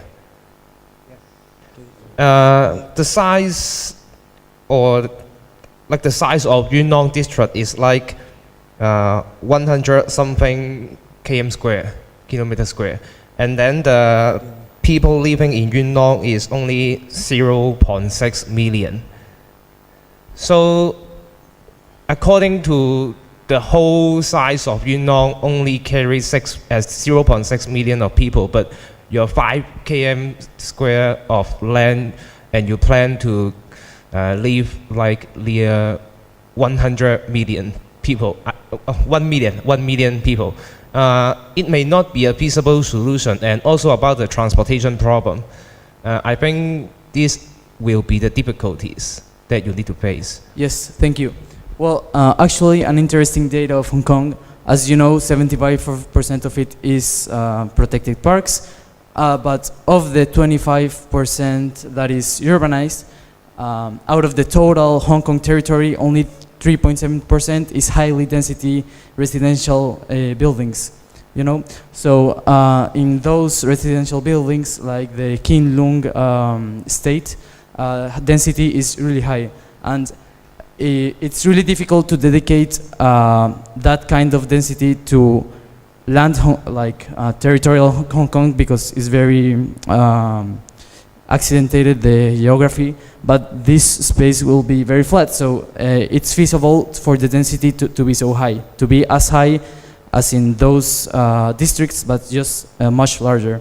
And as for the transportation projects, as we have mentioned, we will include metro lines, which really descongestionize, and we really are betting for public transportation because it's much more efficient, especially than, for example, cars. We will of course have highways and cars and parking lots, but it's a lot more spatially efficient to transport people in public transportation than cars, and we are building metro lines, and it is included in the costs. Okay, one question for me, that is, I don't think the location is a good one because it's close to the border between Shenzhen and Hong Kong. So I think if you need to launch this project, we need to have negotiation with Shenzhen government, because the project will affect the environment nearby. Do you understand what I mean? Because it's the bay, Shenzhen Bay, is not just owned by the Hong Kong government, but also part of it is owned by the Shenzhen government. He means the corner is belongs to China. Half of it is Hong Kong, half of it is China. So we need negotiation, so it will increase the level of difficulties on doing the project. Like this is within Hong Kong's territory. Yes. But because the construction will affect the environment of the Shenzhen Bay, so they will talk to us. You do something to affect the environment in the Shenzhen Bay. So So to make the bureaucracy easier with Shenzhen, as my teammate already said, it's possible that this satellite city also helps Shenzhen because the metro line could be able to connect Shenzhen and Hong Kong and make transportation between Hong Kong and Shenzhen much easier. So like the bureaucracy of it isn't as hard as just making it only beneficial for Hong Kong, but it also has benefits for Shenzhen, so that's why we thought of. Okay, thank you very much. Time is up. And thank you for your presentation and the effort. And good luck. Thanks. Thank you.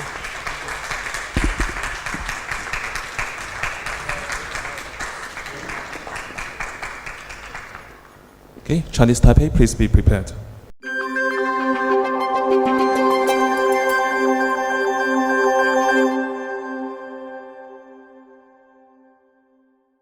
Hello everyone, we're Team Taiwan. My name is Brian.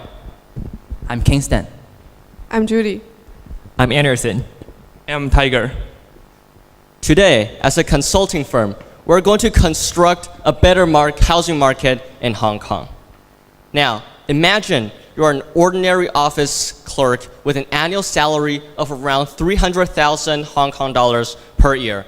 And you will have to essentially work for 30 years without food in order to simply purchase a single property, in which this reveals three main issues that are mitigated with the current Hong Kong housing market. As you can see on the graph on the middle, that there's a huge gap between the inflation of the property prices compared to the real wage growth index, which means that a lot of Hong Kong citizens are actually may not be available to afford those housing and may be forced into these caged homes that does not provide adequate housing services. In addition, even if you say that you prefer public housing, it's not all good news, given the fact that the average waiting time for public housing has increased threefold throughout the past decade. We can see that it could be partially attributed to the fact that there's around 250,000 applicants that are still currently waiting for this public government arrangement in regards to their flats, which in turn generates a huge problem in regards to the current Hong Kong housing market, that there's an excess demand of over 450,000 residential units that is required to be addressed, in which Kingston here is going to explain why this housing shortage occurs. So, what might be the reason for these shortages? Well, we can apply the economic concept of supply and demand to explain this. Let's first discuss about demand, in which we're going to consider from the perspective of a low-income worker. By that, I mean over 70,000 workers whose income are lower than $12,000 per month. Well, as seen on the right here, we can see that for them, since the private rent is 1.5 times more expensive than public rent, it is easy to see why the demand for public houses is much higher. However, they are not the only ones in demand. Next, we can see that the incumbent renters of public houses, knowing the rent difference, also prefers to stay in public houses rather than transitioning towards into a private house. So this means that from the demand side, we can see that due to the similarity of these two groups, the low-income group and the incumbent renters, we can see that there's a very high demand for public houses. Moreover, considering how those who cannot live in a public house will have to choose to live in a private house, its demand is also being pushed significantly high. Now, let's consider the supply side, in which we're going to use the government's perspective. Well, as seen here, it takes around 5 years to construct one public house and around 920,000 just to construct one single flat. What this means is that each housing unit takes a significant toll on the government. It is costly and it is time-consuming. Unfortunately, that very infamous virus that we call COVID-19 made the situation even worse. Right now, the government has to be very cautious over any extra deficit spending. It has to make sure that every of its policies are very cost efficient. However, are its current policies actually cost efficient? Well, probably not. And Julie's here is going to explain why. So there's currently two main policies the government implement as to housing market. The first is the carry policy that focuses on subsidy specific on individual who want to purchase public housing. But additionally, there's a government goal of creating a housing of public to private ratio from 5 to 5 to 7 to 3. But additionally, the second policy is the rental reimbursement policy that focuses on subsidy for individuals who are forced into the private rental market and providing them more financial support. But the reason why both policy does not work in either cases is because it does not solve the core issue that there's already a lack of supply in public housing that are able for the average individual to afford in the housing market in Hong Kong. And therefore, aside from the cost-efficient government policy, we still need to deal with the main problem of a lack of supply. Then knowing these two problems, we can extend our view into the neighboring areas in Hong Kong, around Hong Kong. So in mainland China, there's actually similar model of capsule housing that provide individual short-run and long-run opportunity for living in, for example, flatland parks. But another opportunity for Hong Kong geographically is that there's a type of land called brownfield specifically. As shown on the graph on the right, the orange parts are the available brown lands within the Hong Kong housing market, and those lands are often the past agricultural land owned by government and now are used by illegally used by other individuals and are unplanned or unallocated by the government, which acts as a very important source of how we can improve and build up new supply of housing market, which includes over 760 hectares. So this links to our proposal of how we hope to create a capsule model for public housing. There's two parts within this model. The first is a capsule itself. So we hope to build 2-story high capsules that create 3 positive benefits. The first benefit is that it is very short term and it is very fast to proceed for immediate help for the supply of the Hong Kong market. It only needs under 1 month to construct one of the housing, but 2, it has a long lifespan and acts as a long-term solution of 50+ years lifespan. But lastly, it is very energy efficient and near zero energy cost, meaning that the government and renter does not need to put as much, does not have as much financial burden onto energy costs. And therefore, we hope to collaborate with local-based Hong Kong company of Cyber, Texture, and Alu House that already manufacturing those space capsule housing, along with prioritizing individuals who are currently already within the wait list. The second part is a rental system, so we hope to impose a proportional rental system for individual living in those public housing of 40% of their income, which is far less than the market rate of private housing. And therefore, we also increase the amount of accountability of the government by building up a government subsector of accounting for individuals' monthly income and therefore ensuring that individuals' rent and income ratio are actually up to date and provide the government a cost-efficient model of revenue. So after this, Anderson is going to describe how we're going to implement our policies. So here is our detailed implementation process to ensure success in the housing market. So from year 0 to 1, we're going to start with a freezing survey on these brownfields and ensure that we can take up all the property within 6 months. And then we'll start the rebuilding process through land destruction and also land preparing through bulldozing. And lastly, we're going to focus on transportation services and also increasing connectivity in the area. And from year 1, we're going to start our housing agency, which is a subunit under the Housing Authority and also Revenue Department. We're going to create a website in order to track the income of these people who rent these houses and match their rents to ensure the rent-to-income percentage is about 40%, so that the money we use to fund don't get drained. And next, for our plan from year 2 to year 6, we plan to build 100,000 units in order to increase the supply and hope to expand leftward to reach a goal of about 450,000 housing. Next, moving on to our quantitative analysis on our distribution of resources. So right now, Hong Kong has about 300 billion spent each year on construction projects, but we have access to 43 billion of them by repurposing them from public flat constructions. And if we look at the cost here, most funds will go towards the initial construction of community infrastructure and capitals. And next, moving on to the future outlook. So for our current cumulative revenue, we'll be able to break even by year 25 due to our rental income. But it's not just about profits, as the cost efficiency statistics are important. If we look at these two graphs, we can see that capsule housing is significantly cheaper and also less time consuming compared to original flats, which solve for the root cause of housing crisis. And this, in turns, will allow our GDP to increase by 18 billion in 5 years, and also at minimal increase 253,000 units supply, and also increase land development by 260 hectares. And now Tiger will be addressing our risks. So we have identified some major risks along our proposal, but however, we have come up with plans to mitigate them. One of them might be asked like, is there any difficulties for government to reclaim those lands? Well, first we have to know, most of those brownfields in Hong Kong is actually illegal use and owned. But for our proposal to work smoothly, we may offer them to be listed on top of the waitlist to enjoy quality housing first. So let's walk through the whole proposal once again. So Hong Kong housing market is now facing a problem that is lacking supply of affordable housing. But we spot the opportunity of largely government-owned unused land. And we also spot the opportunity of domestic-based capital company. So we can be offering like both time and cost-efficient public housing project.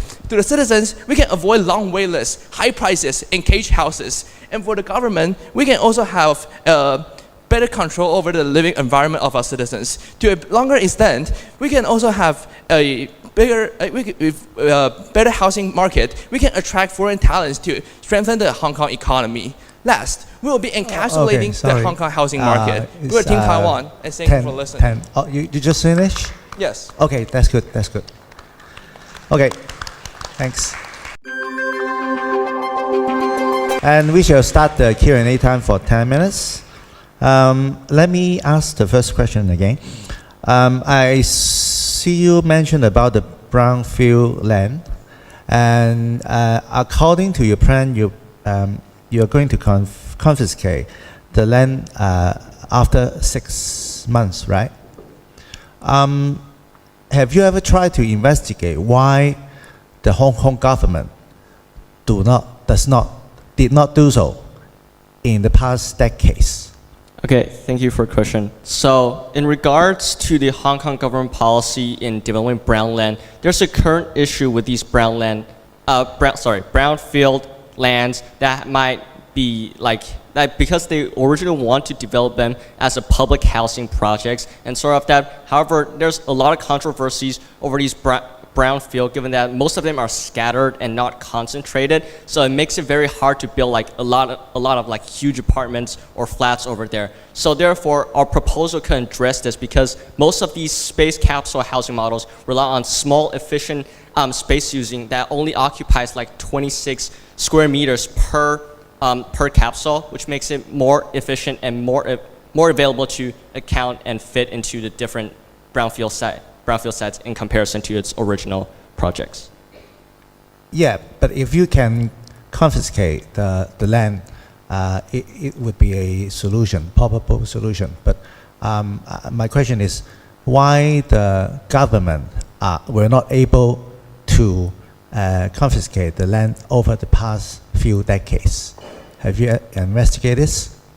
Well, as you can see on the map here, that the government has in fact confiscated some part of the brownfield sites, around 41% or around 540 hectares of these brownfield sites are actually like already confiscated from these regions. However, these original lands are already planned for other governmental projects, for instance, like industrial areas or other purposes. So therefore, there's only around like 760 hectares that's available for our like public housing projects.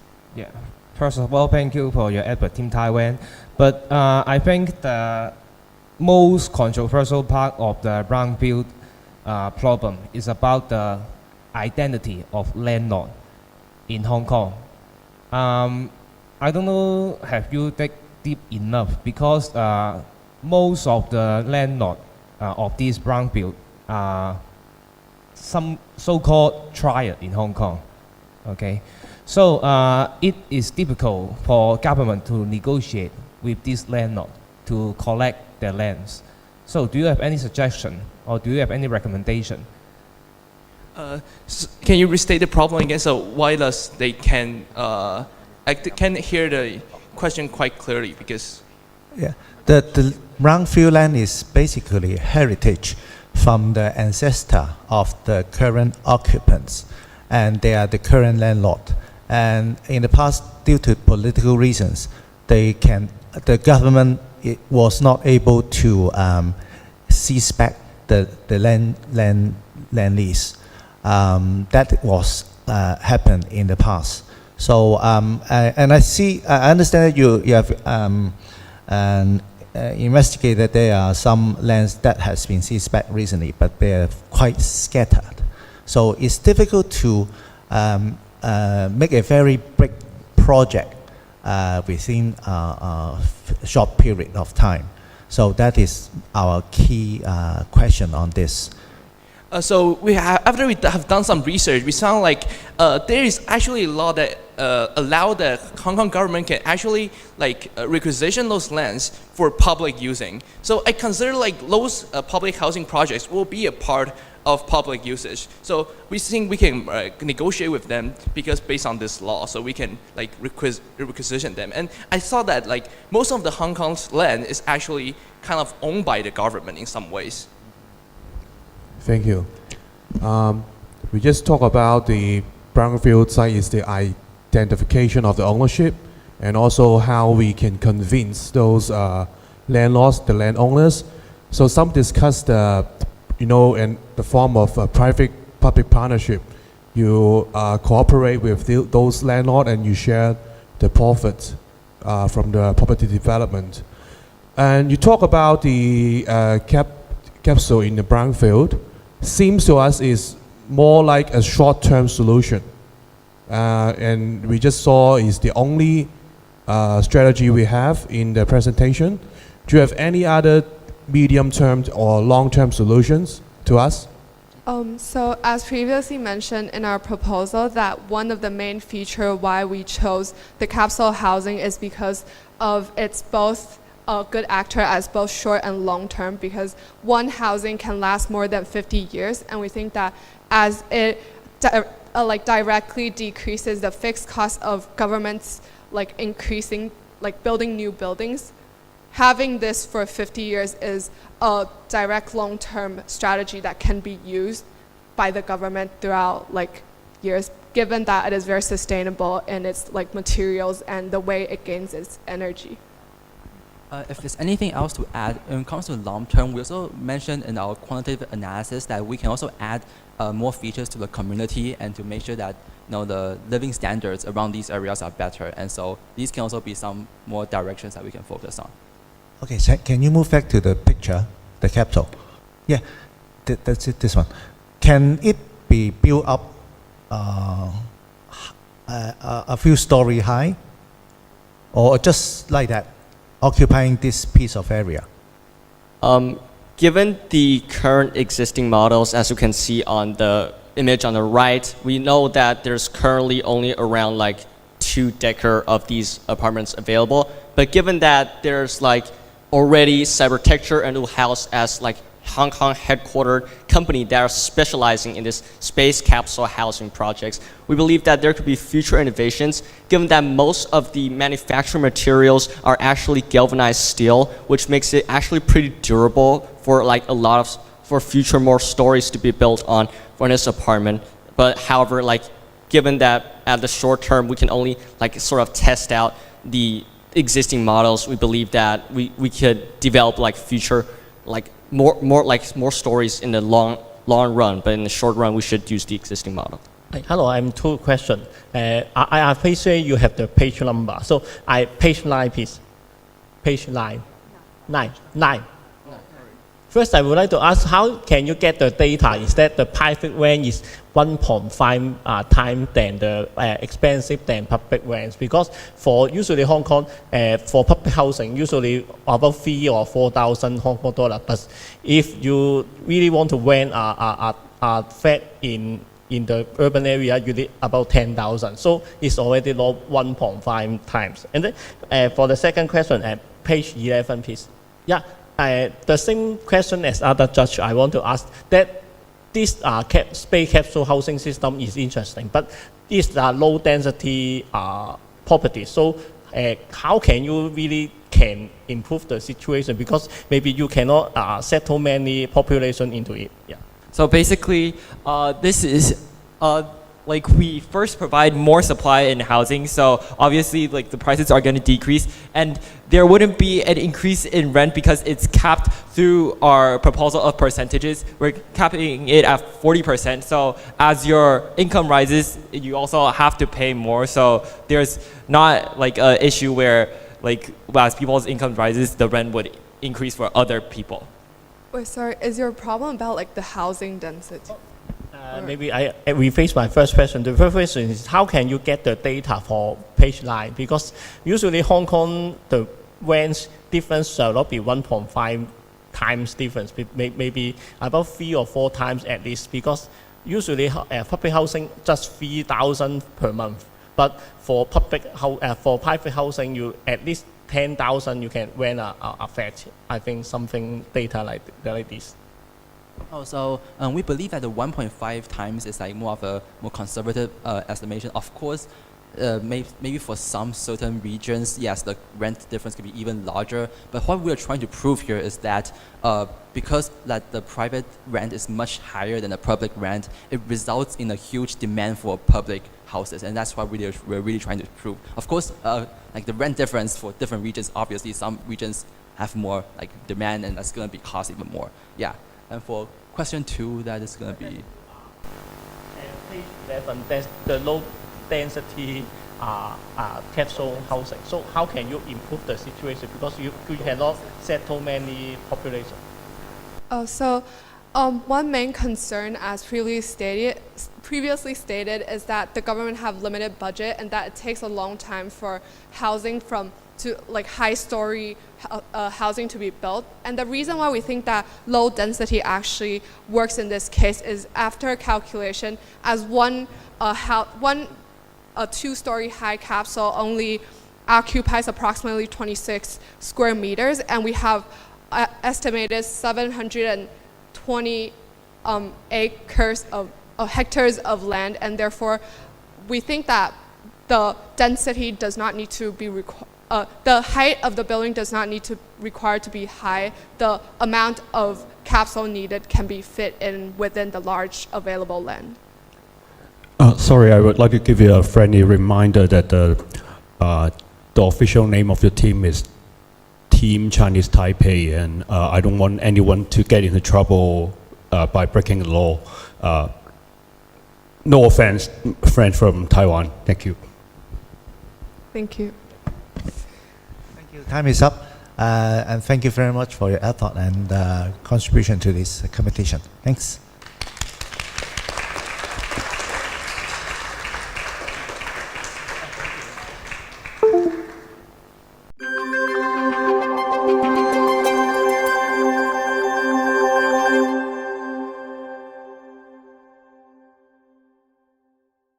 Good evening, everyone. My name is Freddie.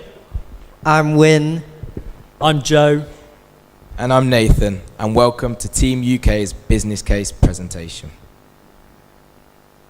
The Hong Kong housing market is one of unaffordability and extremely high prices. In fact, the private housing price is approximately 30.1 times higher than median yearly income. In fact, Hong Kong has the highest house prices globally, approximately 2 times that of New York, which is known for having extremely high house prices. Couple this with a base interest rate of 5.75%, and it's no wonder that 46.3% of Hong Kong residents are living in public rental housing units, and 20% of Hong Kong residents are living in substandard housing units. You, the Hong Kong government, have a number of policies to address these issues. Firstly, you have planned and fully funded for 141,800 public rental housing units with 242 billion Hong Kong dollars set aside for this project. This will not meet the increase in demand for public rental housing over the next 5 years, and therefore more is needed. On top of this, you have found that 410,000 public housing units could be built on brownfield sites throughout Hong Kong. However, these are not planned or funded for, and an additional 500,000 housing units could be built in the northern metropolis zone. However, this would require building in the green conservation zone and thus would not be sustainable.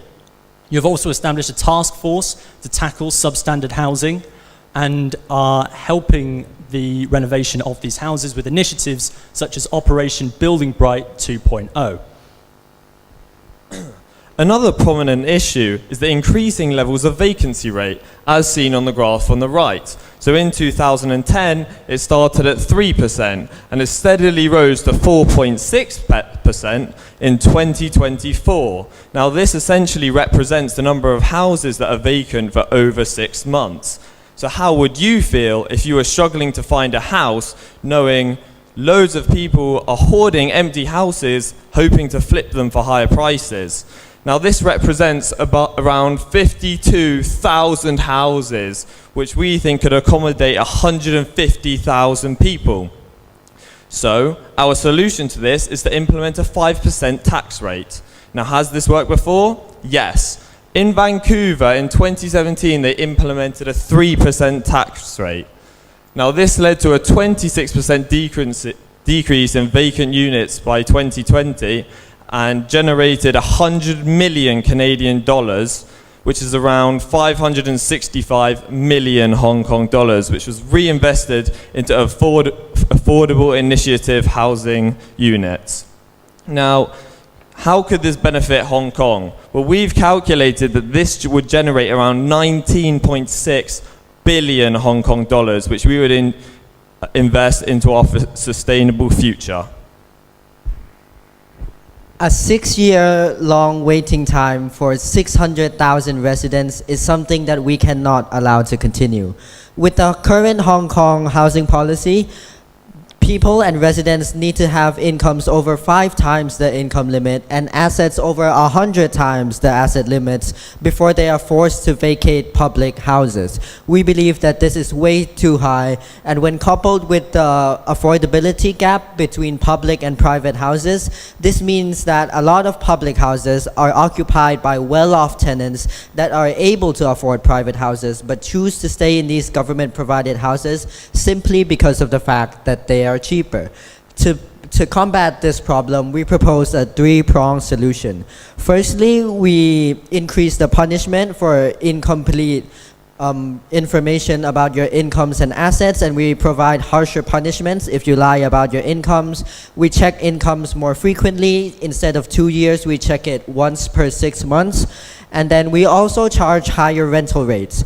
Our revised rental rates will be this rate on the right here, where if your income is 100% over the upper limit, the rent increases proportionally to your income. Over 100%, we charge a 30% tax for every dollar increase in income. And if your income is over 3 times the upper limit, you would be forced to vacate the house.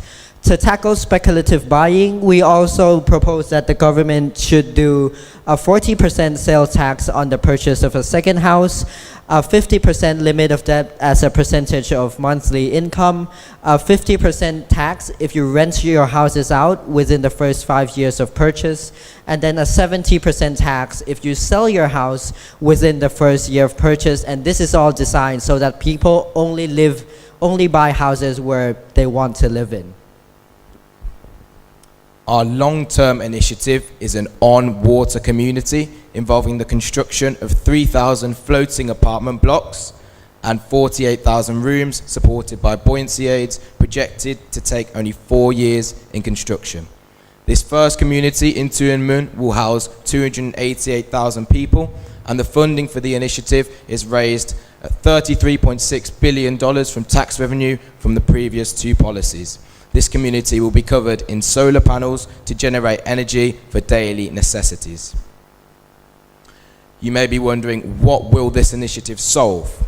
Well, it will mitigate the current housing supply shortage, as residents currently living in areas of high demand and poor conditions can transfer directly to our on-water community. Why is Tuen Mun a suitable location for this floating community? Well, the existing infrastructure with residential facilities and recreational amenities surrounding the area provide convenience for the residents, while the accessibility and transport with connecting ferry and bus systems to areas of Hong Kong such as Central mean that the labour force can remain uninterrupted. And finally, how does this policy meet our environmental targets and show clear signs of sustainability? Well, the minimal land impact with our unused current site means that this project is perfect for this area. The potential for renewable energy, such as solar energy, means we can move forward closer to reaching our target of carbon neutrality by 2050. And finally, we can enhance biodiversity and marine life by maintaining reefs and habitats to enhance local biodiversity. If you're wondering what the cost of this initiative would be, we have this pie chart shows all the cost composition of the project, and we project that an initial 3,000 apartments will cost an approximate 91.4 billion Hong Kong dollars. This is broken down into 4 parts, with construction taking up most of our proportion, and we calculated this by finding the average construction price per square foot of apartments in Hong Kong. Important thing to note here is the cost of the floating infrastructure itself, because this is a new infrastructure that's never been done before. How we calculated the cost for this floating infrastructure was we found the actual cost of the equipment, of hiring the labor, and we also found the additional cost of when Hong Kong builds and develops new innovative projects. So that additional cost, for example, when Hong Kong developed a smart city or tried to, we found the additional cost associated with a new project and included that in our floating infrastructure. We also benchmarked it against floating apartments in UK and Amsterdam, and we found that the costs were relatively close to what we calculated when we applied the purchasing power parity, which gave us a total of 14 billion Hong Kong dollars. On the right here, this shows our Monte Carlo simulation, which basically we entered the standard deviation of cost for each of our costs, and we ran 100,000 simulations to find what our worst case cost would be. That ended up being around $140 billion, which even in our worst case revenue, we would still break even in approximately 7 years. In order to ensure the continued sustainability of this project, it is imperative that every single apartment is fully covered in solar panels. Given the average solar irradiance per square meter in Hong Kong and the size of the roofs of each of these apartments, one apartment block will generate 1,152 kilowatt hours of energy per day. Given the average Hong Kong resident consumes 10 kilowatt hours of energy per day, this means each apartment will consume 960 kilowatt hours of energy per day, meaning each apartment will generate a surplus of 192 kilowatt hours of energy per day of exportable green energy. This will be a total of 3,456,000 kilowatts of energy per day, which will be the equivalent of 1,728,000 kilograms of carbon not entering the atmosphere from these apartments, an additional 576,000 kilograms of carbon not entering the atmosphere per day from the exportable green energy, which is the equivalent of the yearly carbon output of 1,653 cars.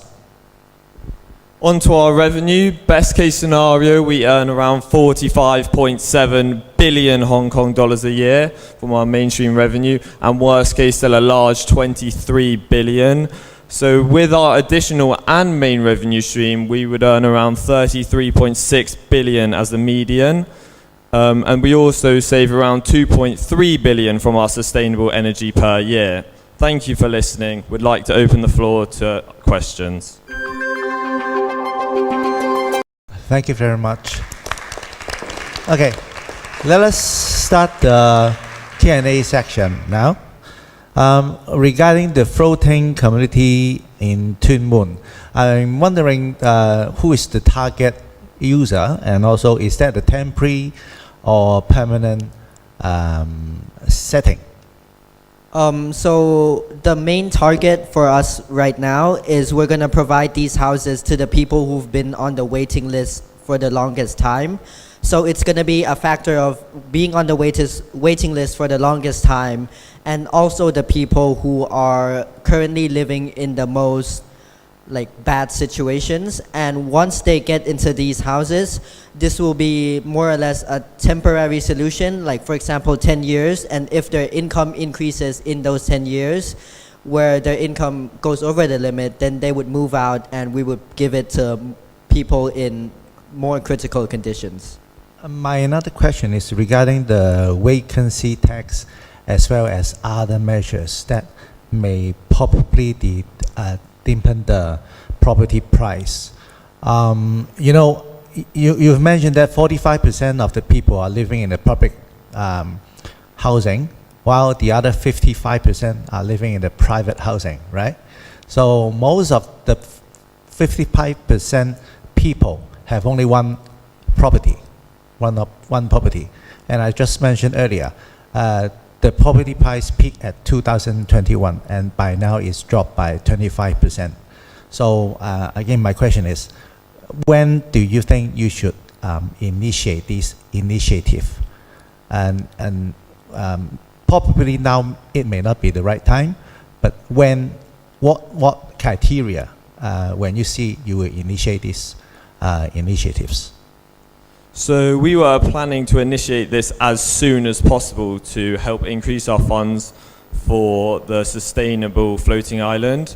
So within the next couple of years would hopefully be our goal to raise the funds, and it would be a fantastic short-term goal to implement.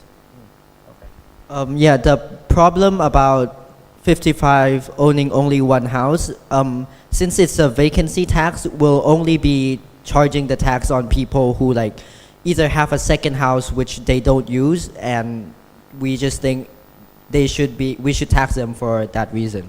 Okay, I have another question. That is, if you are going to see a downturn in property market, that means the flat here we see a drop in price and also a reduction in the vacancy rate.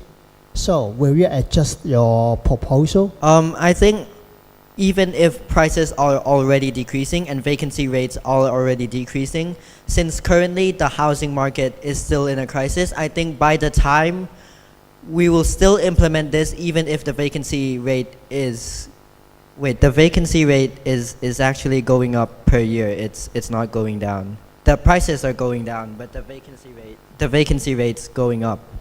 Also, the 1 year revenue from the vacancy rate would generate the money to build the floating infrastructure project. Hello. Thanks for the effort of trying to know about the situation of Hong Kong. And then it's interesting that you chose Tuen Mun to build up the water community. But as I remember, I want to know some more data about your suggestion. That is, how many, or I say how large the land, or how large the area that you want to build up the community that you haven't mentioned, and also how many population you think you can accommodate them there. Can you say that again one more time for me, please? Okay, this one. Just with this.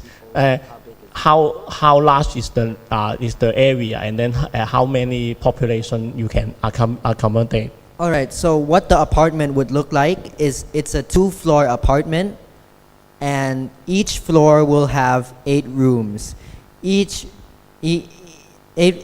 floor will have 8 rooms, and then each floor will be approximately 250 square feet.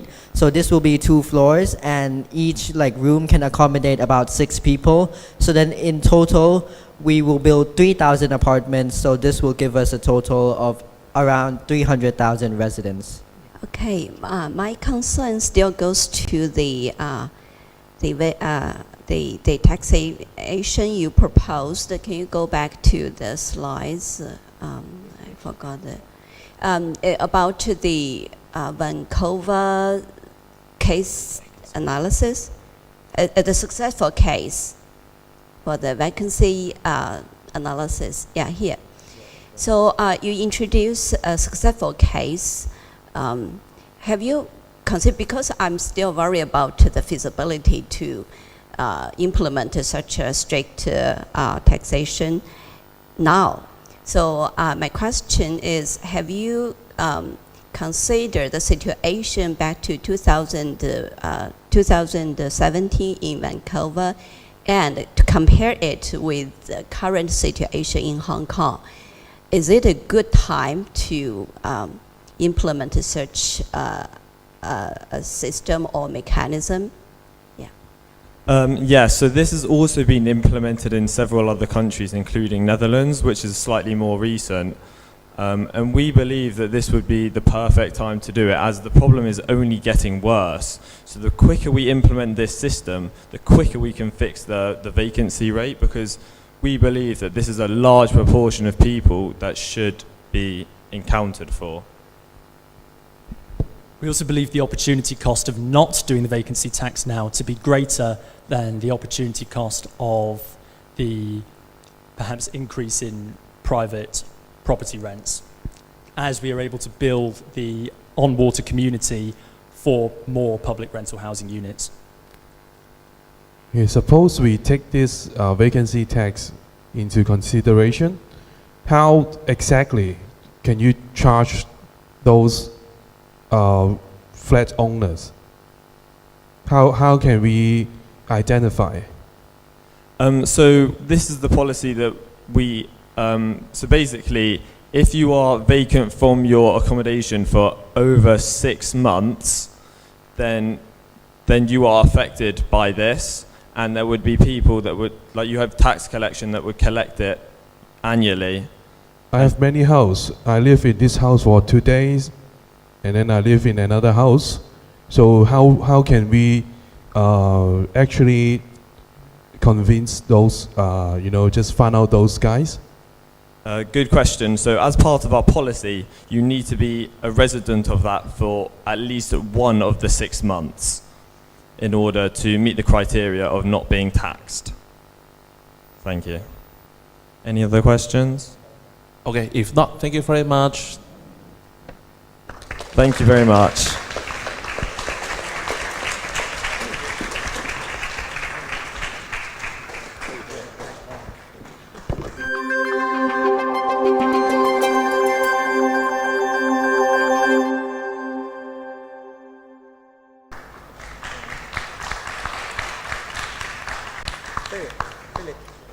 Hello, dear listeners. We are Team Russia, and today we will be presenting you with our solution to the business case. First of all, we would like to give you an executive summary of the things that we worked on. To start with, we identified 3 of the main problems. They are high property prices, long waiting time for public housing, and low quality of existing houses. Then we analyzed the existing policies aimed at tackling the crisis that are being implemented both in Hong Kong and other regions of the world. Then, based on the policies that we have analyzed, we proposed our own solutions that are to modify the tax and mortgage systems and to drain the junk bay. We did the analysis and found out that Hong Kong housing problem is caused by 4 major problems. The first one being limited land supply due to mountainous landscape. The second one is speculation on investment. The third one is a high number of unoccupied properties. And the final one is high level of income inequality with a Gini coefficient of 0.54. As you can see on the right, these 4 issues cause some major problems. The first one being the increasing waiting time for houses, which achieved 6.3 years in 2023. Additionally, the prices for housing have been constantly growing since 2007, and this is especially relevant for low-end houses, where these prices grew more than 4 times since 2007, making Hong Kong housing the least affordable housing in the world for the last 11 years. One more problem that Hong Kong faces is the problem of poor living condition, including extremely limited space per person, which is only 15 square meters per person on average. Additionally, the amount of homeless people in 2023 grew by more than 30%, and more than 200,000 people live in so-called coffin houses, dwellings with the area of less than 2.3 square meters. Analyzing our other stakeholders, we analyzed government, which faces the problem of high inequality and lower morale due to housing crisis, and construction firms that face a problem of lower profits, and other firms that face a problem of higher costs. To clarify the data, we went to the real estate firm and found out that these problems are especially relevant, and in our solutions we aim to address them. The Hong Kong government has already implemented a range of policies and legislation in order to tackle the ongoing housing crisis. However, our analysis reveals that most of policies, while yet being partially efficient, have not reached the desired outcomes. By our analysis, which evaluated key 3 criteria, being square meter per person, the total number of person covered potentially, and cost of policy in Hong Kong dollars, reveal that the most effective policies now are long-term housing strategies and public-private partnerships. However, they still need to be improved. In response, Hong Kong government proposed 3 new initiatives. The first one is Landau Tomorrow Vision, which aims at the creation of artificial islands in order to increase the land supply. The second one is so-called MIC, which will increase productivity by 2 times and reduce the speed and reduce the time and cost of buildings by 40%. And the last one is Northern Metropolis Strategic Development, which proposes building new business and living infrastructure in the northern territories of Hong Kong.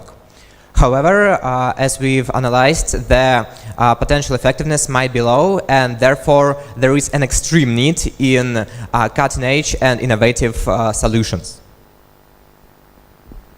Then we analyzed successful solutions for housing problem in other cities.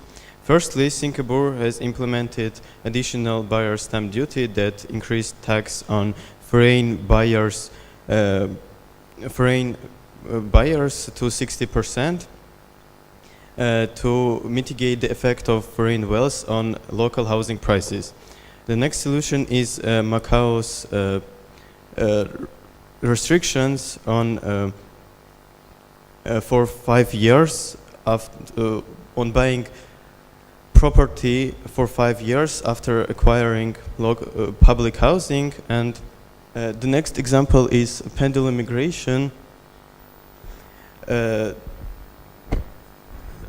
involves developing residential areas in cost-efficient locations and establishing efficient transportation to the central city, like in São Paulo and Campinas in Brazil.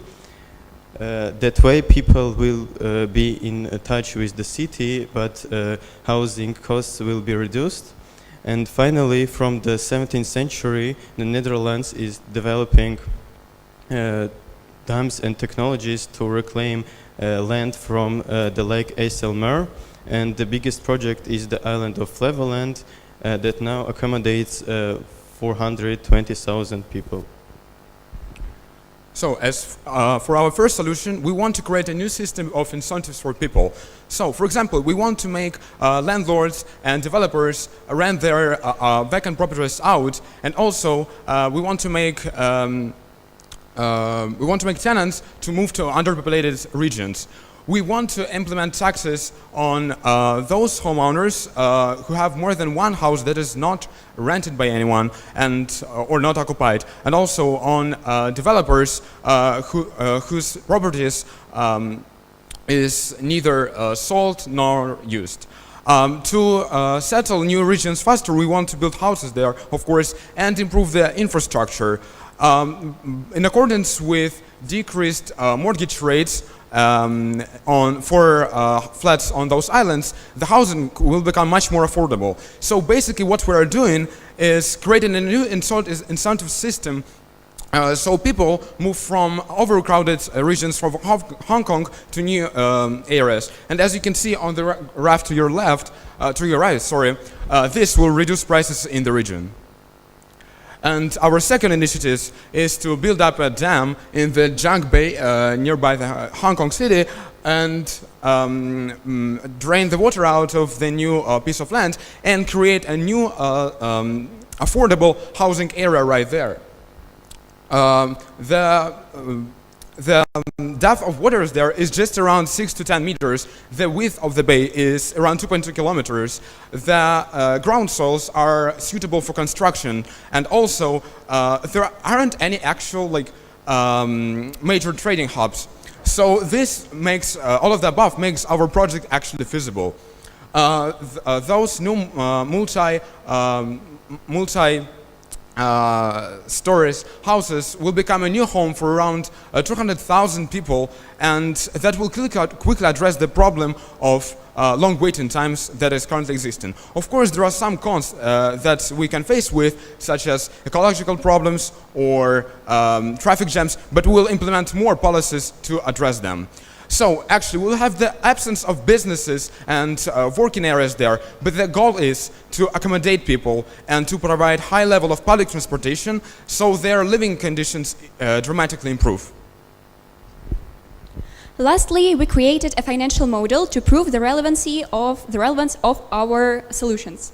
You can use this QR code to find our in-depth calculations, but in brief, the total cost of dam construction would be around $400 million US dollars, and $67 million would be the environmental expenses. The total revenue from taxes would be around 50 billion US dollars over the time span of 10 years, and the lost benefits from new mortgage policy would be around 70 billion US dollars. So in the end, we would lose around 19 billion US dollars. However, at the same time, we would accommodate around 1 million people on the uninhabited areas. So we will become 2.5 times more cost efficient in comparison with the artificial island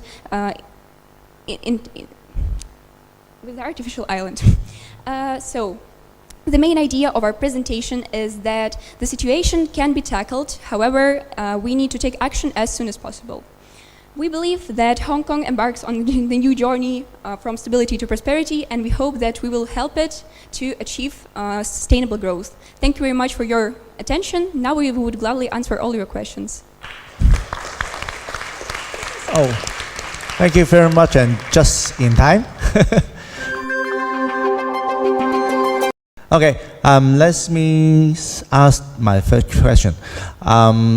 Regarding your solutions proposed, how many people are you addressing their needs? It's about less than 1 million, right? So in the new area in the Junk Bay, we plan to accommodate around 200,000 people. That's the maximum capacity. How we calculated that? So we calculated that the area that we will build the houses on is around 4.2 square kilometers.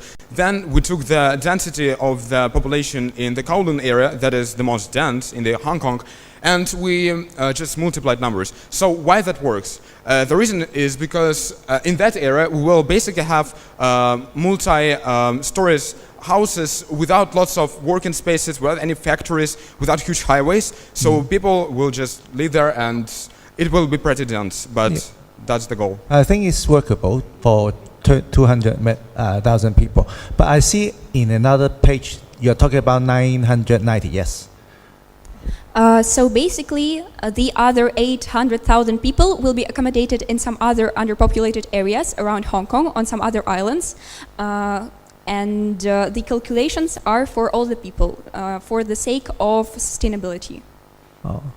So does it cover those area project proposed by the Hong Kong government, say Northern Metropolis, another land reclamation area. Does this cover that? We did into account that Hong Kong cutting edge initiatives will be realized in the future. However, most of our calculations were precisely based only on our solutions because of the heart of calculation, the effectiveness of the North Syrian strategic development, and also Lantau Tomorrow Vision, because this is they are very future perspective projects, and we propose that we need to tackle the crisis as soon as possible, and our solution suppose that it will be tackled in 10 years. So therefore, about 800,000 people will be will relocate from the most dense part in Hong Kong main city to the underpopulated areas through the system of stimulus and initiatives which were mentioned later. Yeah, my question is, we are now staying at Zhengbei, this area. Did you hear the previous group, they say maybe they choose Yunnan or Tuen Mun as other place that they can build the water community, or say reclaim the land. So why do your team choose Zhengbei? Any reason for it? The reason why Zhengbei was chosen is this: before the depth is about 6 meters, as been told, and the potential landscape will be the most effective and the most convenient one for building districts, and moreover the location of Zhengbei is very suitable for these projects, as it's very close to the most vibrant part of Hong Kong, and the infrastructure system will be easy to build and moderate, and moreover the ecology situation, mostly there are no huge trading hubs there, and the ecology situation suppose that there will no much environmental damage by this concrete project. You claim that people will move in, right, within 10 years. Do you have a very solid proof to show us that this project can be finished within 10 years?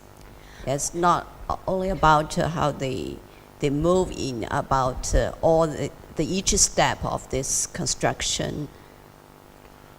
As we have done research, we found out that the same projects in China or in Netherlands, even bigger dams take less than 5 years, usually more often about 3 years. So for sure we will build the dam in around 2 years, because it's just 2 kilometers. And to drain the water out, it will not take a lot of time.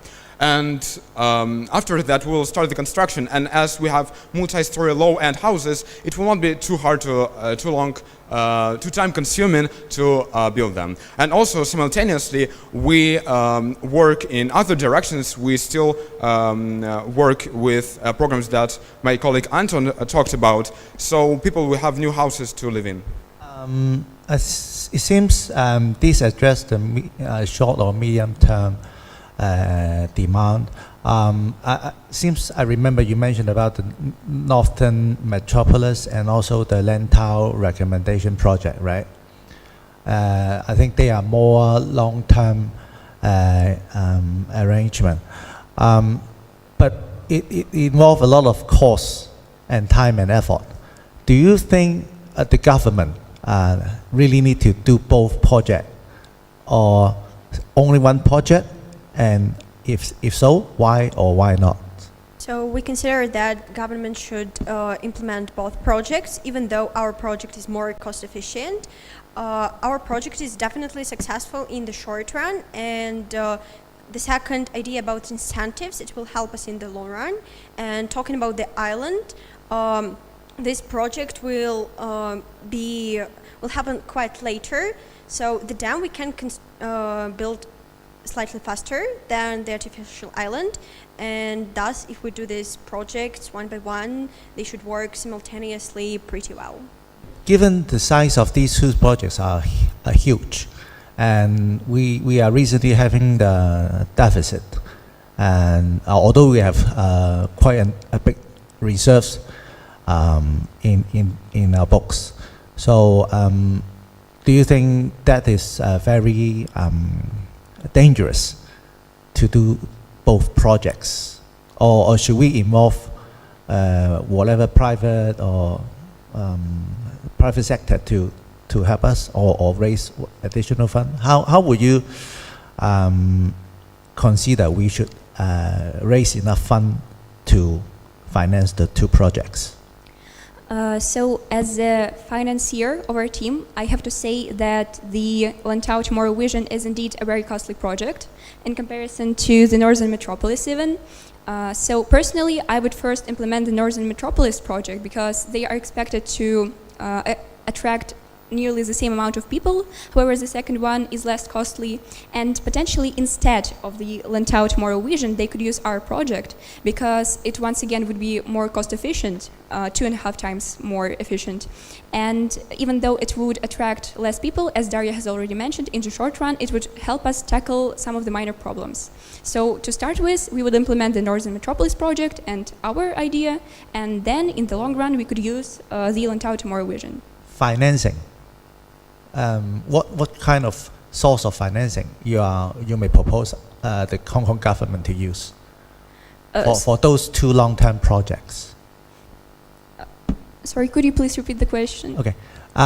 We need funds to finance the two projects.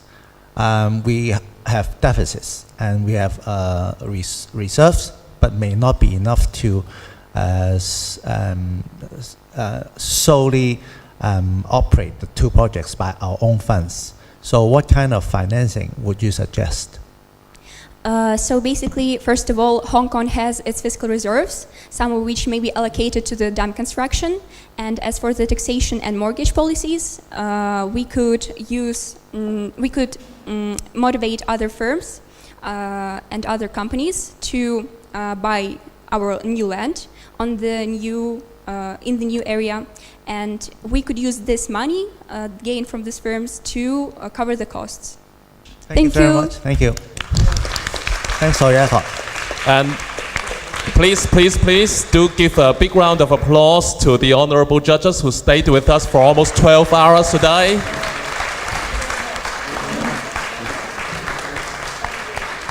And congratulations to all teams who made the finals.